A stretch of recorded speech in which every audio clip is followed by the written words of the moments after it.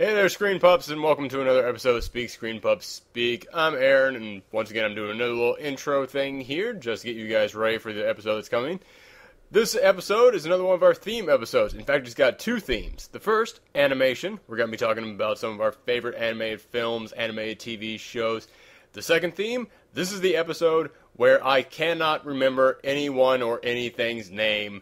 Seriously, you can turn this episode into a drinking game by drinking every time I forget the name of someone. But, there's also a very important episode for two other reasons. First off, first episode that we ever had two guests on, three including myself. And the other reason it's important is because we are finally starting our countdown of the Screen Pups' favorite movies. So join me, Michelle, and our guest, Mr. Maz, on this week's episode of Speak Screen Pups Speak. And just throwing this out there, I'm thinking about changing the name, once again, to Screened Pupcast. Screened P-U-P cast. Tell me what you think, tell me which one you like better in the comments below, and enjoy the episode. Hi everybody, and welcome to Speak Screen Pups Speak. Hey, I got it right that time, for the official one. I'm Aaron, this is Michelle. Hello. And joining us today, a historical event, the time in which I've had more than one guest on the show at a time. This is Mike, or as everybody from the site might know him, Mr. Maz. I'm doing something first. Do I win the internet? Yes, but the internet is a horrible place. You do not want to win anything from it. Good point. Viruses. Yes. Viruses, strange other things. I tried to make that clean, Buzz. There's no way you can make clean what the internet is. How's everybody doing today? We're going to be talking about... Today, we have another theme episode. Today is our big animation episode. I've been promising that for a while. I've got Michelle, who is an animator herself. Well, a cartoonist. She's a cartoonist. I'm working to be an animator, so crossed. You draw... You have a bi-weekly webcomic, so, I mean, that's something. Plus, I mean, you're a human Wikipedia page of the history of animation. No matter what weird animated film I've thrown out at you, you've always gone, oh yeah, I saw that. I watched, what was it? Rock and Roll, and I told you about that, and I was so impressed, I've seen an animated film, you haven't? It's no, I haven't. I know the director, and I know every other film he's done. And you had seen them before the internet existed, when you had to, hunt this shit down, too, so... You're an expert on, and I've also got Mike here. I think I gave you too much credit. Well, I've also got Mike here, who is just a nerd. Yeah, you are a cartoon. You're a cartoon geek, as I like to use the term geek for our community. You're just the male version of me. So. Yes. Yeah, I mean, you write up a weekly summary of weekend television, and it's all Legend of Korra, it's Avengers. You know your stuff, especially when it comes to today's animated films. I'm still getting high audio levels on mine. Let me tune that down a little bit. All right, I'm good. But yeah, so today we're going to be talking about animation. But before we begin, how are you two doing? I'm good. I'm okay. Can't complain. That's good. Michelle, you had an interesting little run-in and want to kind of get something off your chest, if memory serves me correct. What? You wanted to specifically say, fuck New York Comic-Con this year on the podcast. If you still don't want to get that, if you still don't want to tell them to go fuck themselves, that's cool. It's, kind of a long story, but, Just say fuck New York Comic-Con, and that'll be the end of it. You screwed me over in Artist Alley, alright? Fuck you. Yeah, Michelle was trying to get a booth at the New York Comic-Con Artist Alley. For anyone who doesn't know, they've got the professional Artist Alley, and then they have the one for, the startup artists like yourself. It was there was, the Amateur Artist Alley that was, part of the Anime Festival, but now this year they combined Anime Festival with Comic-Con, so it's basically saying, hey, we're not gonna do the Amateur Artist Alley, we're just gonna have the professionals, so if you're not in the comic industry, then, go fuck off, we don't care. Well, it's not just that, because I was there for the whole drama of this. Yes, it's just... It's not just that, because it would be one thing if the New York Comic Con suddenly went, you know what, we're not doing the Amateur Artist Alley, and if you want a booth, then you gotta compete with the other guys. You know what, I could understand that. I wouldn't like it, but I could understand it. They kept telling you for 2 months straight, no, the sign-up date for the Amateur Artist Alley will begin soon. Don't worry. Keep coming back. And meanwhile, the professional one started up, and it was going on. People were signing up this whole time. And for 2 months, they kept telling you, no.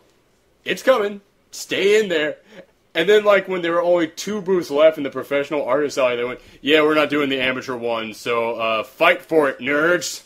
And just threw the 2 booths into the arena and just had... Actually, they claim that there's plenty of booths available in the professional artist alley, but, like, No, it's like the cheapest booth they have is, like, $900-something. Jesus Christ. Amateur artists can pay for that, right? The ones who have to, sell their paintings for food, they can afford the $900 booth, right? I love New York Comic Con. I enjoy going to it each year, but... Oh, I got a headache just thinking about it again. That's why I didn't want to talk about it. Well, fuck them. So, yes. Alright, but yeah, so that was what's been going on with us. Ouch. But yeah, so... This is a show about movies, which, hey, Comic-Con, that's no longer about comics, that's about movies itself. So, fuck them again, which will become that will become my new Avengers. That will become the new thing I mention each week on the podcast. Fuck New York Comic-Con. Anywho, we're gonna get into talking about movies here. These podcasts have been going long, mostly thanks to me telling long stories that lead up to nothing. But I'm not going to cut that out. Instead, to get this thing down, we're just going to skip the news segment of the show this time. And we're going to go right into just talking about what are some movies you guys have seen recently. You guys seen anything that you want to talk about? I saw Abe Lincoln Vampire Hunter. Oh, how is it? It was too serious. This, like, the whole concept is underworld levels of novelty. And then they were like, no, we're serious. We have mythology. But didn't get any character work or anything to grab me. So yeah, exactly. That's the vibe I got from the commercials. The advertisers like, this is silly. It's supposed to be silly. I mean, Abe Lincoln as a vampire hunter. How can you take that seriously? But no, they were trying to make it all grimdark and all that bullshit. Exactly. That was my problem with watching the trailers for it, is that these novels that they're based on, they're jokes. They're not meant to be real alternate fictions to the reality. So I'm just like wondering if this is going to be like the new phase for like comic movies. Like everything has to be dark and serious and nothing can be fun anymore and silly. And I'm wondering if we really want to go in that direction. I mean, there's nothing wrong with, dark and serious, but like when you have a concept that's supposed to be silly or like, goofy and fun, and you try to make it like dark and everything, like not even like little kids can enjoy it when it's supposed to be like enjoyed by everyone because it has like the PG-13 or R rating. It's like, do you really want to go in that direction? Well, I don't have a problem with it being R. But I'm just saying, like, do you really want every single comic? Well, it's not a comic book. It was one of those, like, Pride, Prejudice, and Zombies. Well, it's like, I mean, like, do you want everything based off, like, a novel or a comic or whatever, or, like, grimdark? Is that really necessary? Yeah. But The Dark Knight made $1 billion. It was dark. That's why it made so much money. It was dark and grim and serious. People like angsty bullshit. That's one of the things that I really loved about the Avengers, is that it was not grim and dark. It was stand up and cheer. 4 weeks in a row mentioning the Avengers. Yeah, Yay! Keep going. But yeah, my question is, if this thing is successful, which it got all right, and it didn't have that high of a budget. If this thing's successful, are they going to make sequels to it? It's like, and another thing it's like, you notice, like, at first the Amazing Spider-Man trailers were, like, so grim, dark, and everything is, like, and too serious, and everyone's like, that's not the Spider-Man we know and love, and now you're starting to see, like, trailers of, Spider-Man actually, being goofy and, like, doing the snide remarks and everything, and I'm wondering, like, if they're finally catching on that grimdark isn't always the way to go with these kind of movies, I'm just wondering if has anything to do with it, or... It's possible. It'll take 3 years because, studios are only now realizing that 3D doesn't mean an extra $200 million at the box office. Yeah, exactly. Did you watch this in 3D? Because I heard that... Oh, God, no. Oh, okay. It's shot through, like, a sepia lens, and it's so brown and dark. And brown. It wasn't brown even, like fun shit. to look at. Brown like shit. Shit in your face all the damn time. That's what 3D is all about, right? That's what people like in 3D, right? Everything's shoved in their face all the time. Stop smoking that giant cigar while you say that. But yeah, I did hear at least one thing. That I did hear that with the 3D, they did like put an extra layer on top for the vampire's eyes to have like glowing coming off of it. And I'm wondering if that like could be like seen, like if people could actually tell. But Probably not. Probably not. I saw something which much lower budget, and it's available on Netflix now. Doctor documentary coming in here to tell you about a new documentary. It's called Resurrect Dead: Mystery of the Toynbee Plates. I probably screwed that up somewhere, but you guys can all look it up on screen. It's this documentary about how this guy in Pittsburgh, he started noticing these plates. They were like just asphalt plates that someone had just put in the middle of the road that would say 4 lines. It would say, Resurrect Dead, Toynbee... shoot. You know what? Let me look this up, because I cannot remember just off the top of my head what the 4 lines of dialogue are. Are we sure this wasn't a found footage horror film? No, but that's the thing, it's super creepy, which for a documentary, Yeah, like that, you don't... that sounds like easy horror. I know! This thing which, let me get to Resurrect... Okay, here it is. The titles all say, Toynbee Idea, in movie 2001... Resurrect Dead on planet Jupiter. Like, each of them are 4 lines of dialogue, or 4 lines. Toynbee idea in 2001, in the movie 2001, Resurrect Dead on planet Jupiter. Someone discovered bath salts. Yeah, at the end of this movie, this guy gets his face eaten off by a hobo. But, no, it's super creepy, because he starts noticing these plates just kind of in the middle of the road that say these 4 things on there, and then they would each have like little tiny additional bits of like parts of a sentence that would be like, once you start putting them together, you'd start to see an actual sentence being spelled out. But then he starts noticing that there are some in New York, there's some all up and down the East Coast, like in almost every state on the East Coast. Then he starts noticing there's some in South America, in like multiple different countries in South America. And it becomes this big thing where, how come nobody has spoken about this, and what the hell does it mean? And he started researching it, and this is in like the early days of the internet, and nothing came back. And eventually he started researching, and he found out these things have been around since the 1980s. Like the earliest one was seen in 1983. And he goes on this big search to try and find out what it all means. And he slowly discovers other people who have been wondering about, what this is. And he starts reading, like, the little sentences, and they're all, like, about secret organizations, like, in control of things, and, like, mob bosses trying to make secret hits.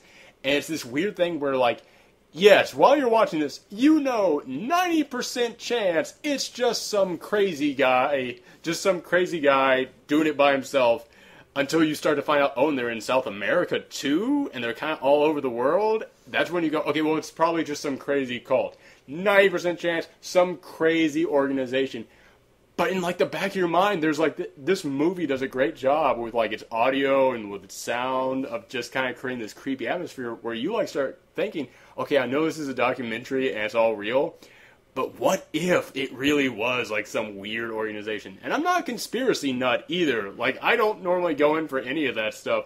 But it did kind of get to me. Like, it was making me wonder what was going on. And there was a moment in this film in which they find this one guy who he says, okay, yeah, I was watching the news one night, and all of a sudden the entire screen just went static. And I heard the voice, Toynbee idea, come from my TV. And, like, as you listen to this guy talking about it, you go, okay, he's just crazy and looking for attention. But then he says, and so I called up my local news affiliate, and I said, I heard the words Toynbee idea, and it was coming through static, and the person on the other end went, yeah, you're not the first person to call us and tell us they've seen that on their screen. And, like, it just sent chills down me that someone out there who's been putting these plates down is also taking over airwaves. And I mean, when you eventually, and that's the thing, is that they never really find out what it means, but they do find out who did it, which some actually pretty impressive investigations.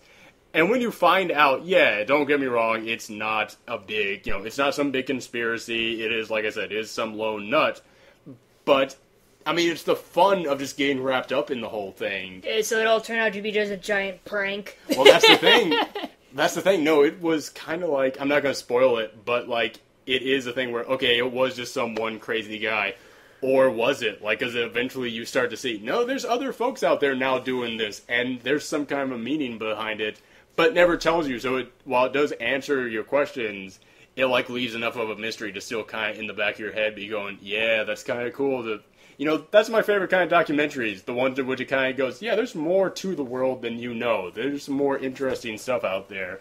So, and like I said, I'm not a conspiracy nut. If you are a conspiracy nut, don't watch this, because your head will explode and you will ruin your life. You will be digging up pieces of asphalt to collect these plates. But, I mean, if you're just one of those guys who likes to watch movies about these kinds of things, when you like to kind of, like, get your head just lost for a couple of hours, even though you realize it's not real, this is a great one to kind of just let your mind go and just kind of take the ride. Like I said, it's on Netflix now. Another thing that I recently saw, just to get on to a little bit of a lighter note, I recently watched Hangover 2 because it came on HBO, which, damn, I liked the first Hangover, but they just went out of their way to make that sequel not similar to the first one, but exactly the same as the first one. And, it was like, yeah, alright, I'm enjoying some of these jokes, but it's just kind of insulting, honestly, to me.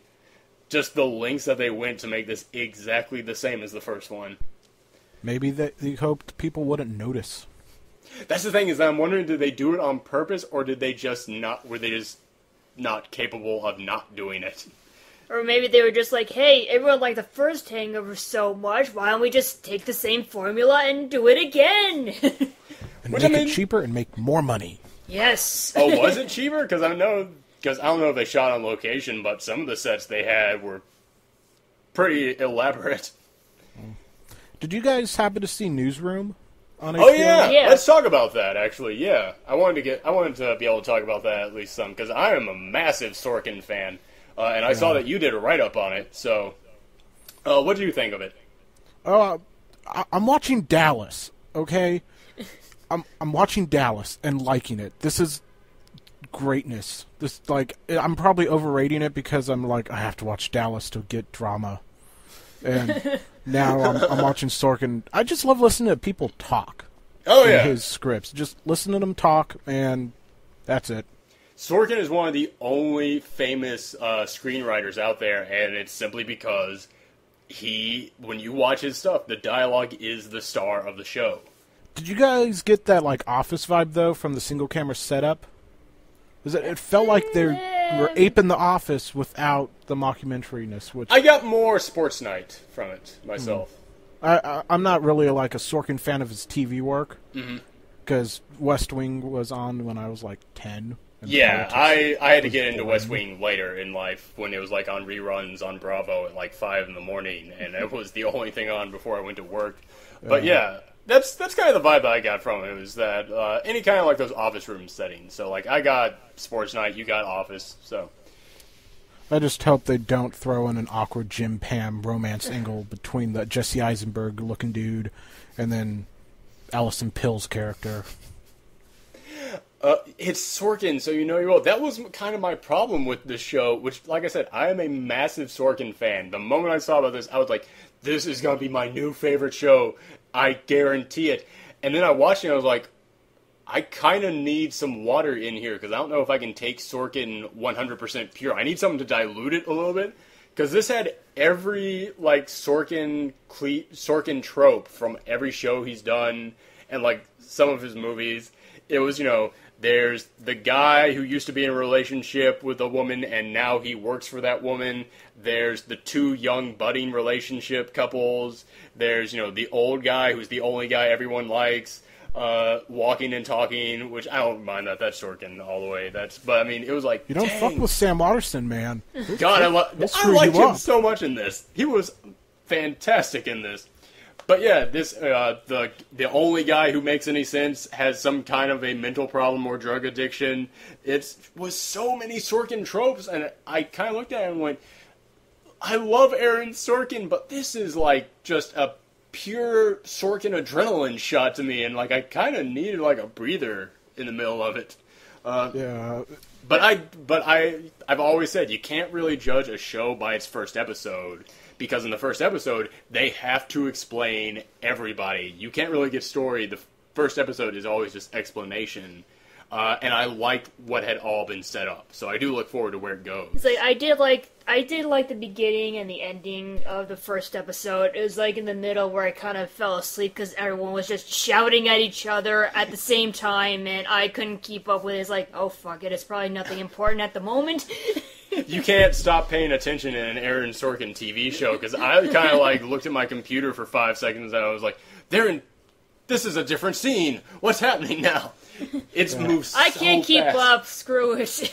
Well, no, it's like Well, that's me. I don't know about you, but you have a point. You have a point, because I felt like the first bit was story, the last bit was story, and then the middle chunk was all explanation. It was backstory, and it was because it's Aaron Sorkin and dialogue is the star. I felt it was a lot of, that's your backstory? Well, here's my backstory. What's his backstory over there? I want to hear his backstory. Walk with me and talk with me about our backstories while we do this. I am shouting at you my backstory right now. Let's eat and talk about our backstory. And then it gets back into the story. And like I said, in the first episode of a TV show, yeah, it always has to be backstory. So you can never judge a show very well from the first episode. But I really did like where they set up, what they set up, and where it was going. Yeah, I just kind of felt like, does this really have to be an hour and 15 minutes long? Oh, it was that long? It was an hour and 15 minutes, yeah. It felt like an hour.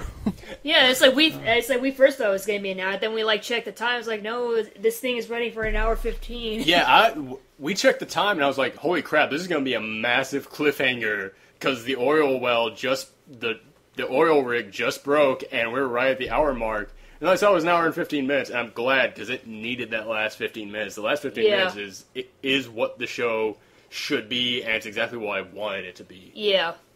I didn't like the reveal at the end that maybe he isn't so crazy, though. Because I kind of dig no, Jeff Daniels, he's crazy. I'm with you on that. I wanted him to be a little bit crazy. Yeah, I like that idea. Now, can he make Olivia Munn palatable? She's coming in the second episode. I don't know. I'm glad you brought that up, because I just keep looking at Olivia Munn and going, how'd she get if they wanted to have her on to kind of be the commentary on how women on the news now are just hired for their looks. I mean, why didn't they get Jessica Chobot? Yeah, I know, there's still better people for the job if that's the message they wanted to go with, but I can't imagine her spitting out Sorkin dialogue. I can't picture that.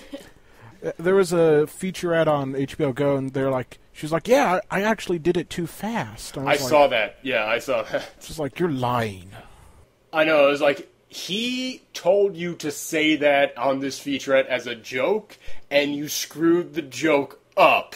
That was my reaction when I saw that. But yeah, I'm glad we got to talk about that, because that was important. Because, yeah, I'm very excited about it, but the first episode is just, damn, sprinkle some baking soda in this, because I can't take my Sorkin this lean. Yeah, it was... It's summer. There's nothing else that's scripted that's on. I mean, I'm watching Dallas. And not even, guiltily. I enjoy it. That's the thing about Dallas. Let me ask you about this. Is Dallas is it a total reboot, or is it like a sequel to the original one? It is a sequel with old J.R. Hagman as J.R., only he's now 120 with creepy eyebrows. And his son, John Ross III, is now trying to steal South Fork. and then Brother Bobby has an adopted son who's got an inferiority complex, and they're fighting over the maid's daughter, and there's a con going on, and everyone's got secrets. And I was just like, they end an episode with John Ross meeting in empty Dallas Stadium with the person he's pulling the con with to discuss their evil schemes. Why?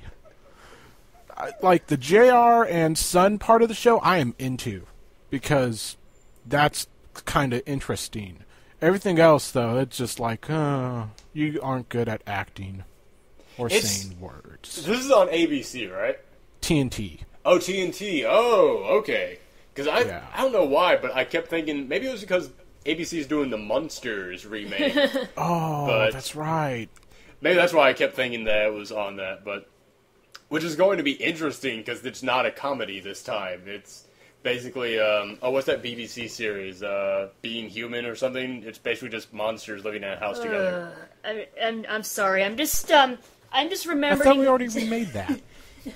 We did on Sci-Fi, and now we're remaking it under the name of a series that's being rebooted. Well, no one watches Sci-Fi, so. Yeah. I'm just thinking back to like the original Munsters and how they were supposed to be goofy and silly, and the original Addams Family and how they were supposed to be have like a more morbid sense of a more darker sense of humor. And I'm like remembering like the Addams Family remake done like the 90s or something, and how they took the dark humor out of the Addams Family, made them like all hokey like the Munsters, and now they're doing a Munsters remake and they're making that all dark comedy and not making it the goofy how it was supposed to be. It's like, stop fucking up everything. It goes back to what you were saying earlier about how not everything kind of has to be dark, and I think that if just one guy out there really did some like lighthearted comedy, maybe that's why like 2.5 Men gets such good ratings, just because people are just like, just give me goofy laugh tracks, I don't give a shit. No, you think it's that's on why CBS. the Big Bang Theory Old people is watch popular? that channel. Was it? Do you think that's... You go first. I was going to say, it's on 2.5 Men is on CBS. Only old people watch that channel. Yes, it's that I'm being nice. terribly I'm just generalizing everything. It's a good call. Old people watch it and they like the old sitcom style, and they still think it's Martin Sheen on that show. So it's appealing to them on all levels. I was gonna say, is that the reason? Is that the same reason why people love Big Bang Theory? Oh, I liked Big Bang Theory, and then I didn't because I watched Community. That's it. That's exactly what we think. Is like only reason why people like Big Bang Theory is because they haven't experienced Community, which is so much better. I know that. Like, I know so many geeks who watch Big Bang Theory because, like, oh no, it's humor for us. It's like, no, it's not. It's like, it is humor for you in the way that a white box with big black letters on it that says, food is substance for you. Community is like humor made specifically for you by someone who knows it. Like, I mean, Community did an episode that was a parody not of Apocalypse Now, but of Hearts of Darkness, the documentary about Apocalypse Now. That is some geek shit right there. Yeah, that is the reason. Like, I've been trying to get my aunt, who's like got a MA in screenwriting. I was like, no, this is why you need to watch Community. They parodied not Apocalypse Now, but Hearts of Darkness. That's obscure. And then Ken Burns. They did a Ken Burns documentary. About pillow forts and blanket forts fighting each other. And Keith David sold it. Oh, he so did. I love that ending when Jim comes in and says, yeah, I had to record at the same time as you because of budget. Hey, were you on the Cape? No. Oh. Oh, God, I love Community. We're going to do a Community-specific episode when they come back on. But, yeah, let's move on to the next portion of the show, because once again, I failed to be a good host and keep this thing in a time period. But we have unlimited upload on YouTube. We do. Time I does don't not matter. Exactly. I don't care. I just need to figure out how to get on. Yeah, it's iTunes. not like you're on TV where they tell you to wrap things up for commercials. Oh. Yeah. I will send. Although, by the way, if anybody wants to buy advertisement time, I will gladly throw away the commercials in the middle of this. But what were you about to say? Oh, I actually have been meaning to send you a message about that. Oh, about putting up on iTunes and stuff. Yeah, and someone told me about some website called Online Media, or it was something like that, and where I can upload, and then from there I could get a hosting fee thing and put it up on iTunes. Yeah. But yeah, I'm looking into different options. Everybody out there, I know you want me to upload onto iTunes. I want to upload onto iTunes, and I'm looking into it. I think it's actually now finally within a possibility of what can be done. So yeah, we'll get into that fairly soon. Hopefully by the end of July, you should see this up on iTunes somewhere. But anyway, cool. I'll look forward to that email. And let's get into the next part of the show, which is trailer talk. This is the big animation episode. So we're going to talk about 2 trailers that came out fairly recently, both of which are animated. The first being Wreck-It Ralph, which it strikes me almost as being a Pixar film, but it's not. It's just regular Disney. And basically Wreck-It Ralph is about the villain of this old school arcade video game, which basically it's supposed to look kind of like a cross between Rampage and Donkey Kong, where basically, he'd throw chunks of a building down at this little repairman trying to fix them. And he kind of decides, look, I've been the villain for 20 years. I'm not a bad guy. I hate people calling me the bad guy because it's my job. I want to be the good guy. So he starts going to different video game worlds to try and be the hero. What do you guys think of this? I watched the trailer 3 times to see all the cameos. Yeah. House of the Dead zombie is popping up in there. I was wondering if anybody else was going to get that. The zombie is the House of the Dead zombie. I want to know how much they're paying to license like Bison and Zangief and everyone else in there. This may be Nintendo's most expensive animated film, just simply because of all the cash they got to put out for that. They got to make that Wii money somehow. What do you think of it, Michelle? I'm really excited about it. It's like it's basically, as everyone's been saying, it's like the Roger Rabbit of video games, and I think that's great because one of the reasons why I love Roger Rabbit so much is because I get to see all my favorite cartoon characters, and if I can see my favorite video game characters in this, that'd be great too. Even if they don't have a speaking role, just seeing them in the background is really cool. I agree, and I agree. And, I love Zangief being in there in the villain management class or whatever it is, and just having this like swagger to him, like he's been there for years. Just, I am Zangief. Hi, Zangief. I love that. But to anybody out there who says, "Oh, well, you guys are only liking this for the cameos," I actually I watched this 3 times myself.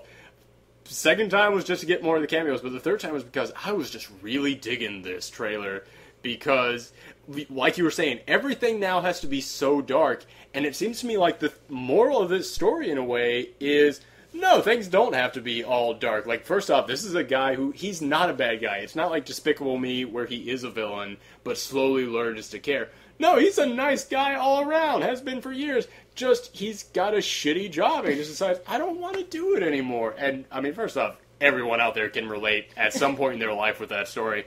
But also, there's a moment in there where he's in this, like, Halo-looking universe. The Call of Duty parody, Hero Duty. Call of Duty. Gears of War is in there a lot. Like, yeah. Oh god, what's her name? The lady from Glee. She's in there. Jane Lynch. Oh, Jane Lynch. yeah, her. And she is playing one of the characters from Gears of War. Her character looks just like that.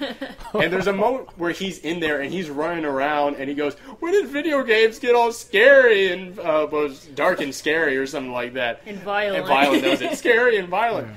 Now, don't get me wrong. I will play Dead Space until the sun comes up. I do not judge people for playing violent video games. But yeah, maybe our kids shouldn't be playing such violent... Like, I mean, call me an old guy, but like... Yeah, I don't know if little kids should be playing games where they rip people's spines out and whatnot. And yeah, I played Mortal Kombat when I was like 13 or something, and it wasn't... And hey, I turned out... like this. I'm able to put out a podcast. I'm competent. I don't rip spines out of people. So what? The God of War people, though, they got that, like, the rapid brain technology, man. They can map on how a brain will be sliced 1,000 different ways. It's dynamic. Exactly, and like you said, it's kind of to me like... at the end. It's kind of to me like, we don't really need all these violent games. And it sort of just got me thinking, what was the last original, like, family-friendly platformer game that came out? Because I can name a bunch of original new franchise uber-violent video games, Gears of War, Dead Space, like I was mentioning. What was the last platformer that actually was new, like, did not feature, like, a character that had been proven to make sales already? Does Rayman count, then? Rayman? No, because Rayman... No, he's been around for a while. Yeah. And Rayman Origins is a fantastic game. Yes, it is. Which I cannot play. Michelle is the badass one on that. I'm the side-scrolling platform person. You're more the I'm more the over-the-shoulder Resident Evil kind of guy, so it's weird that even I'm the one making this argument. But yeah, when I see that moment in the trailer, it just kind of makes me go, I'm so glad someone is kind of making this argument in a game that, no, there's a lot of us who really love video games who don't love them because their ways of getting out our anger in a violent manner. There are lots of us who love video games because they're fun! Where's the fun games? That's why I love the demo for The Last of Us so much, because like he's begging for us. I was like, no, man, I don't want to kill these people. Yeah, shit's fucked up, man. But broccoli people, yeah. Broccoli people. Oh god, that's such a weird. Ugh. That's I love the concept behind The Last of Us, but ooh man, I don't know if I'm gonna be able to play it because it's just broccoli people are so gross. But because I am squeamish like a little girl for a guy who loves Dead Space, I am squeamish. I will admit that. But let me also say this about Wreck-It Ralph. Sarah Silverman is actually doing a pretty good little girl voice. I didn't believe that was her at first. Like someone had to like convince me that was actually her. So I think their part is perfect because she's always like the kind of person who plays the silly, bratty, immature character. Oh, it's perfect for her, but yeah, I was not expecting that voice to come out of her. I figured they had to be using a machine or something on her. And John C. Reilly, always like John C. Reilly. He is perfect for that role, because he's John C. Reilly. Wreck-It Ralph is the John C. Reilly story. That's how he got his start in Hollywood. He was up on his agent's building just throwing bricks at people. Cast me in Chicago. I can sing. You know who I am? I'm Wreck-It Ralph. Put me in movies. I'm not on this podcast because I'm an impressionist. But yeah, let's move on to the other one, which is just a teaser trailer at this point. But Monsters University came out, which Monster University is my favorite I'm sorry. Yeah, Monsters Inc. That's how much I love this trailer. I give it a high 5 stars. No, Monsters, Inc. is my favorite Pixar film. I don't think it's their best one, but it's just the one that, like, hit me the most on, like, every level. Yeah. So, yeah, I absolutely love it. What'd you guys think of the trailer for this prequel that they're doing? Well, for me, it looks like a fun, silly movie, but the reason why I liked Monsters, Inc. is because it had a lot of heart to it. The relationship with Boo and Sully, and I don't know if they'll be able to recreate that warmth in this movie since it's about them in their college years, and college when you do all this crazy, wacky, silly, goofy stuff and not really much room for heartwarming stuff. But yeah, what do you think, Mike? That could be that's why I think it could be good though, because they could make a slightly maybe raunchy college movie, like Animal House, but with monsters. Monster House. In all fairness, John Belushi was a monster. He was a shaved Sully in that movie. If they could make a slightly raunchy college movie, that could be a lot of fun. Yeah, I'm not as sold on every Pixar movie as I once was now. Yeah, with me, I'm a little bit worried on this one, I'll be honest, because, yeah, one of the reasons I love Monsters, Inc. is because there is such warmth to it, but also I love the humor in it. And this looks like it's going to be a lot of humor, and I think they'll try and have warmth in seeing how Sully and Mike become, Swazowski, whatever his name was, how Billy Crystal and John Goodman became friends. And, yeah, I think they could have some warmth, but, I like prequels. I will admit that. I'm that guy. I love an origin story. I like seeing how a character became who they are.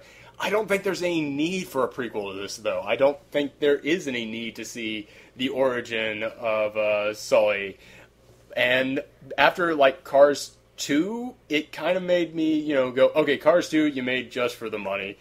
I saw this, though, and I went, are they making this one just kind of for the money? Because I don't think there is a story to tell about their origin. But I don't know. Like I said,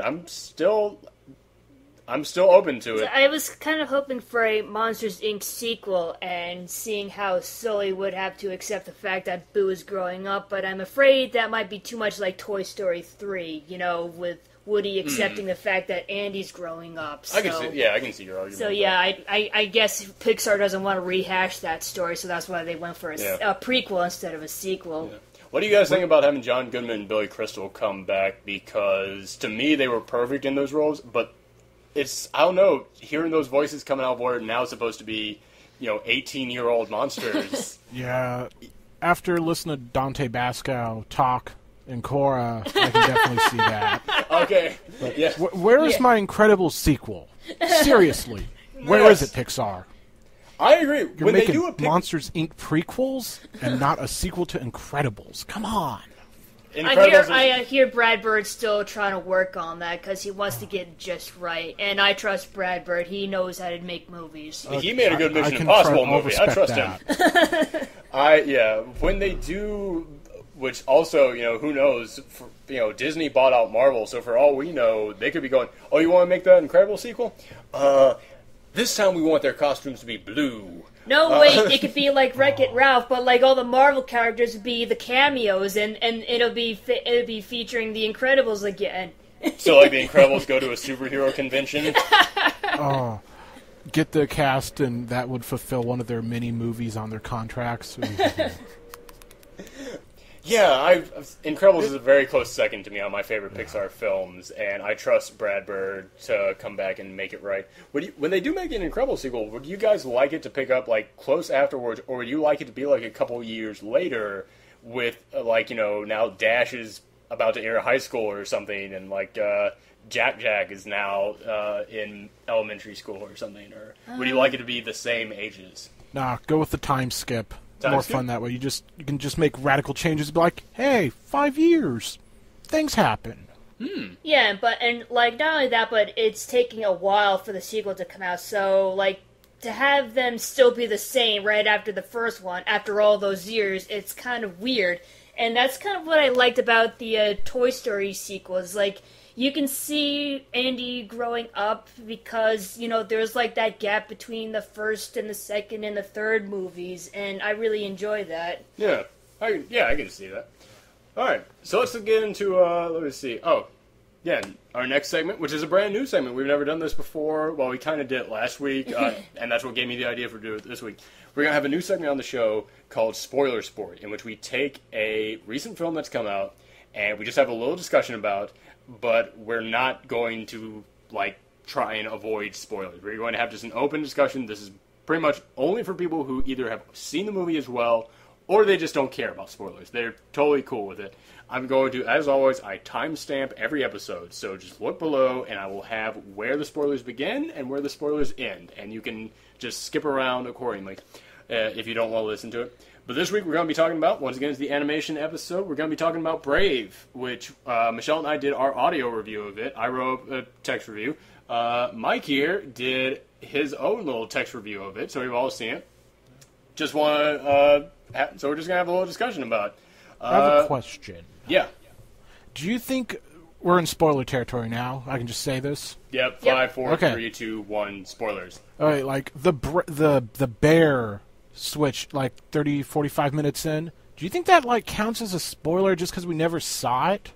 That is because in all the marketing materials, I never saw this the mom becomes a bear bit. Yeah, and I thought it was she's gonna be a badass warrior chick.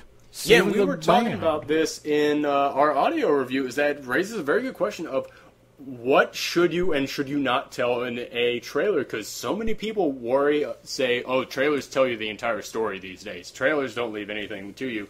But then this trailer didn't tell you that at all, and we kind of feel like it created a false advertisement for this. Because I went into this thinking, it's just going to be the adventures of Merida. No, it's it's about her mom turning into a bear. It totally did. I'm okay with the story they told, but they should have done it better for one. But yeah, it's I didn't like the movie as much. What did you give it star wise? I gave it 4 stars. Yeah, me too. I gave it 3 or 3.5. It's a competently done kids movie, but there was no subtext to it. And it's a weird thing is that I thought there was, it is all, like, front layer. There is no, like, everything is on the table in this, and, you know, there isn't even any, like, side stories or anything going on, or, like, additional characters kind of having their own relationships, aside from, like, the dad and the other members of the clan just kind of arguing in the background the whole time. And I think a lot of it has to do with, and I didn't even, this didn't really bother me while I was watching it, because, you know, I was just kind of going along with it, but after I heard more of the story of the making of this movie, I kind of was able to go, oh, I bet that's why it was like this. Because, like, I did find it weird, even when I was watching it, that her mom turns into the bear at, like, the 45 minute mark, whereas normally in a movie, she would turn to the bear at, like, the half-hour mark, and then that would be the end of the first act, and the entire second act would be her as the bear, and then the third act would be the conclusion. But in this, felt like weird time to me, and yeah, I found out that the original director on this, she wanted it to be even bigger than it already was, and she wanted it to be set in winter and have every single snowflake have a Scottish hieroglyphic on it, and it was taking so long and costing so much money, they had to come in and go, you gotta get out. And they bumped her down to co-director, although many people are now saying she wasn't even there at all after that, and they brought in someone new, and it made me wonder if, like, I know she wanted to have the story be entirely about the mom turning into the bear. It made me wonder if this new guy came in and said, well, now this story is going to be about the other members of the clan coming in wanting to marry and, you know, have this competition, because, you know, I feel like if this movie had been a little bit longer, they could have merged those two stories very well. They could have had additional backstories. They could have had much more depth to it. They needed to explain the Queen character's, like, motivation for just being like, no, you're duty bound to protect the kingdom, and I'm being totally bad with the accent, but like, you can understand the Queen, like, her mom's point of view on everything, but we never learn, like, about her. We get a little bit of when she tells the story about the previous kingdoms, and I wanted to see more about that. Yeah. And once again, but, like, this thing is an hour and 40 minutes, which I think might be one of Pixar's shortest films. Like, normally their films are 2 hours long, it seems. And this movie cost a lot for just an hour and 40 minutes. I think it's because that original director wanted to do so much and took so much time, and they had to eventually get her off. And then eventually they had to, and because of that, they ate up a lot of cash on this, so they had to get this new guy in. And basically, like, they had to make this film shorter than normal for, like, the exact same budget of their longer films. So I think I think there's another reason why the Brave came up as a short, and that's because Pixar originally had a different movie in mind. It was called Newt. Have you heard about that, Mike? Yeah, the lizards.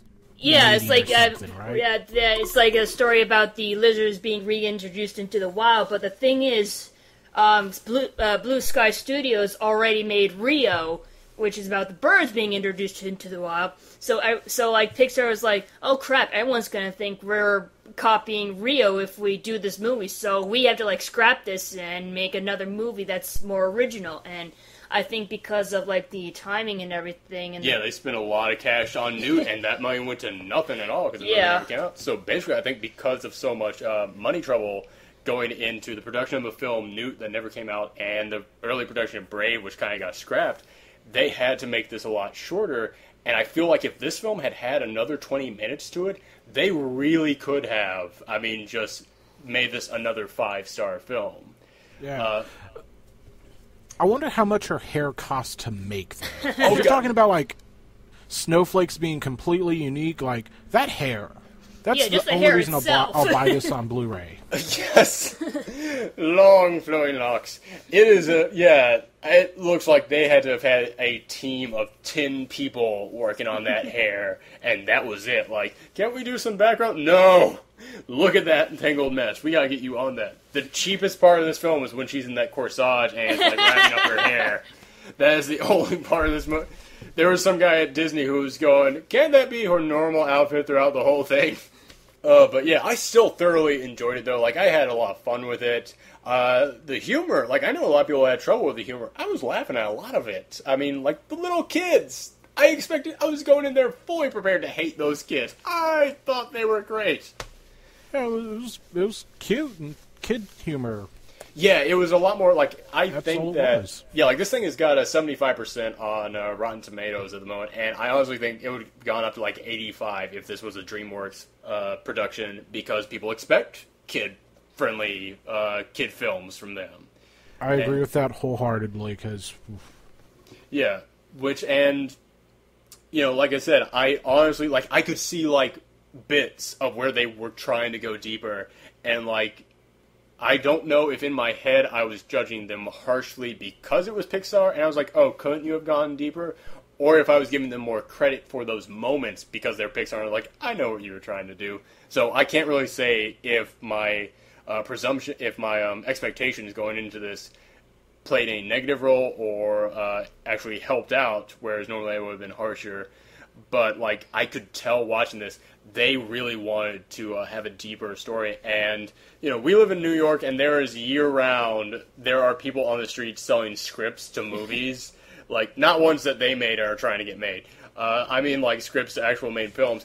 The moment I see someone with a Brave script, I'm buying that because I guarantee you there is like 20 pages to this thing that did not get made because of budget cuts. I heard like Brave was supposed to be Pixar's first PG-13 movie. Everybody was kind of going into that wanting it to be that.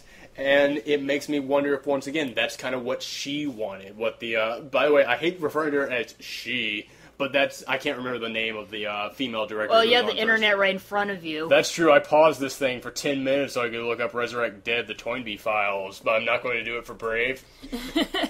Were you guys, like, all interested, like, oh, it's Pixar's first female director and female lead? Because I'm a white 20-something dude. I haven't read or studied feminism, but I just didn't see the big deal.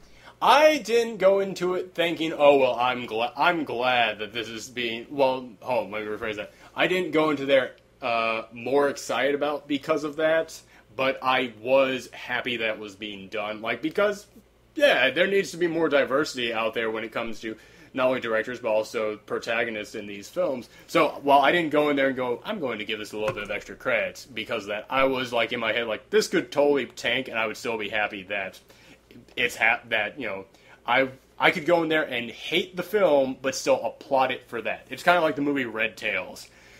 I've heard so many people, I read so many critic reviews saying, this is an absolute shitty piece of film, but I'm glad it was made. And that's kind of the opinion I would have had if Brave was a bad movie. I would have gone, I hated this film, but hey, I'm glad there was at least that. Yeah, like, speaking of Pixar sequels, I want to see Merida in another movie. Oh, God, I would love to see Merida. Just not this one. Yeah. Which, by the way, we totally skipped over... By the way, we were talking about female directors and female protagonists. We totally skipped over the only female in the member. Yeah, I really appreciate that. Thank you. Subconsciously keeping the female sex down. You men! You make me so angry! I'm going to turn to you just every now and again like the weatherman on Family Guy. Michelle, what'd you think of Brave? It was good! Thanks. Oh, God, I wish I could do a Tom Tucker impression. My voice is a Tom Tucker impression. What am I talking about? Can you shut up and let me talk? Yes. I actually didn't realize that it was going to be about... I mean, I knew it was going to be about a woman. I didn't realize it was going to be directed by a woman, and I was kind of hoping that she'd stay... because maybe she would have made it better, but I understand why they kicked her off the team, and it wasn't because she was a woman. It was because she was making these crazy decisions, and there was not enough money to support it. So it's not about it's not about your gender, and it's about, whether you agree or disagree or with someone. It's like, basically, what's going on behind the scenes of Brave is very similar to the story of Brave. It's like, it's like you don't hate a person or you don't disagree or agree with a person because they are a woman or a man or whatever. You agree or disagree because it's their opinion or their choice. So if you don't agree with if they got rid of the original director because of bad decisions, I understand, and I'm just kind of disappointed that they couldn't keep her, I guess, or something. Yeah, that I wish they would bring her back. Yeah. For something else, and just kind of say, all right, now you kind of know more about how we operate at Pixar. You kind of know more about like the limits we can go to. So yeah, now we want to give you another shot. Like, it just kind of reminds me of a documentary I saw. I don't know if you've heard about it, The Sweatbox. I've heard of it, but oh god, it was about the making of Emperor's New Groove. Thank you. Yes. Oh, and yeah, it's like I don't know if it's still up on online on the internet or whatever. I don't know if they took it down already. It got taken down from the link I got linked to, but someone else might put it back up. Yeah, but like, anyways, I think like as someone who wants to get into the animation business and anyone else who wants to get into it as well, I think this is a very important documentary because it shows you all the shit that you got to put up with, and sometimes you have to realize that an original idea won't always turn out to be in the final draft, so you just have to put up with it, Yeah. Yeah, exactly. It's like with any kind of production. Like, there's always those horror stories of the people who get, like, halfway into production. They go, yeah, we're not going to do that now. But with animation, when that happens, it's more of a, well, we're not going to do that now. And you just cost us $100 million and 2 years of work. So, yeah, it's one of those things which... I guess, I don't know how much goes into live-action movies, but I'm wondering if changing the project in the middle of it, is it better or worse or cheaper or more expensive in live action compared to animation? I'd say that probably cheaper. It's gotta be cheaper because you gotta redraw stuff and reanimate things. Yeah, that takes time. Whereas with live action, you probably already have the sets made and you just have to go back to them, or you already have the costumes made. But I mean, yeah, there's tons of stories out there, and unfortunately, I'm blanking on all of them of live action films where they like halfway through went, this actor's not working, let's totally reshoot all their parts. And what's in something like that? G.I. Joe, too. That's the big rumor, that they're totally redoing everything because everyone loves Channing Tatum now. And really? Yeah, well, did you not see 21 Jump Street? He's really kind of good in that movie. I would want to see him drop fools in G.I. Joe more. Nice. I don't know. My theory on G.I. Joe is that Taylor Kitsch had a role in there, and they had to go back and digitally erase him. But he has poor the worst guy. agent.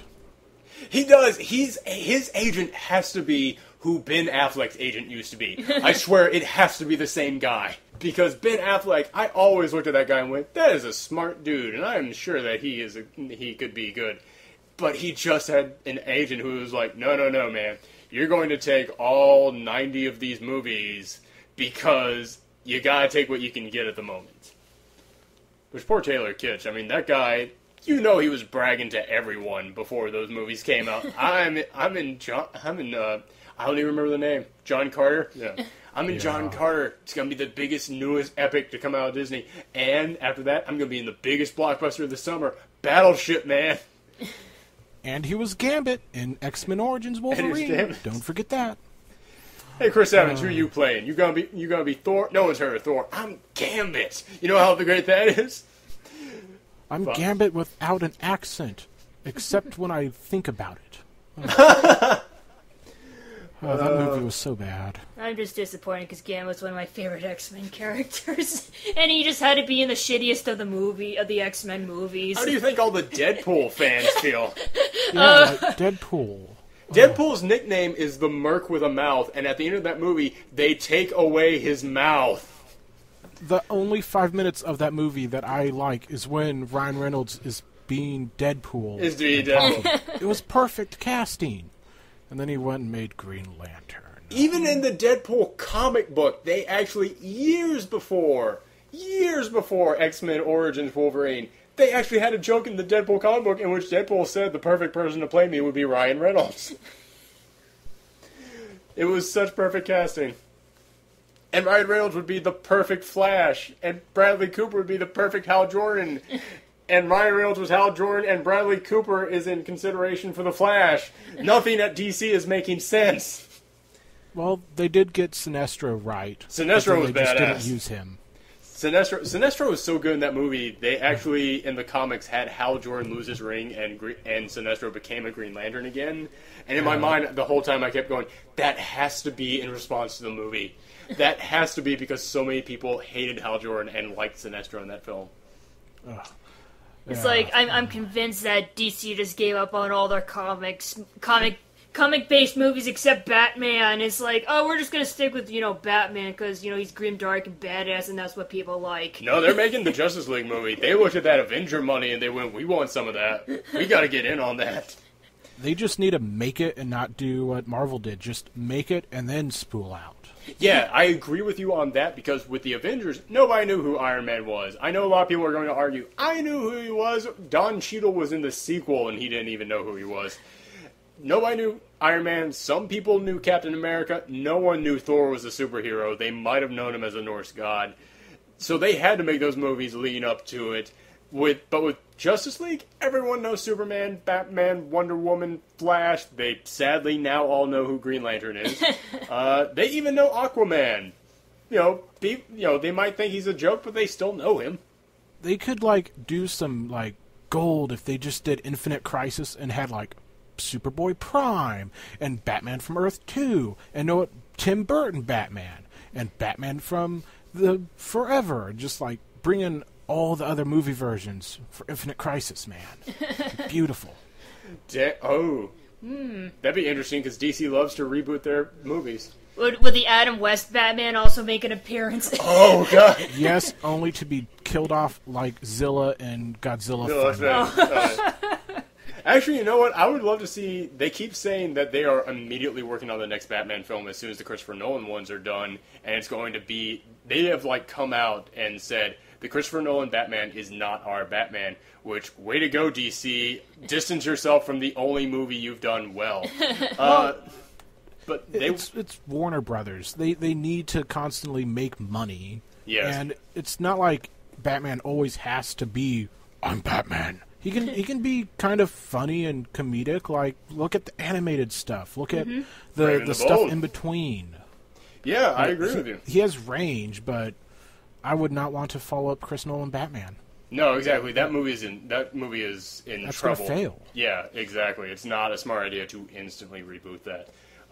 But yeah, I would actually. But here's my idea for it: don't reboot Batman. Do Batman Beyond. Going into animation, I love that, and I think that with the dark grittiness of the Christopher Nolan thing, you could therefore say, no, this is not part of the Christopher Nolan universe. But because the Batman Beyond universe is so much like a Blade Runner kind of future, there would be people going in there, even if you said it's not part of the Christopher Nolan universe, they would be going, this is the Christopher Nolan universe, and I instantly love it.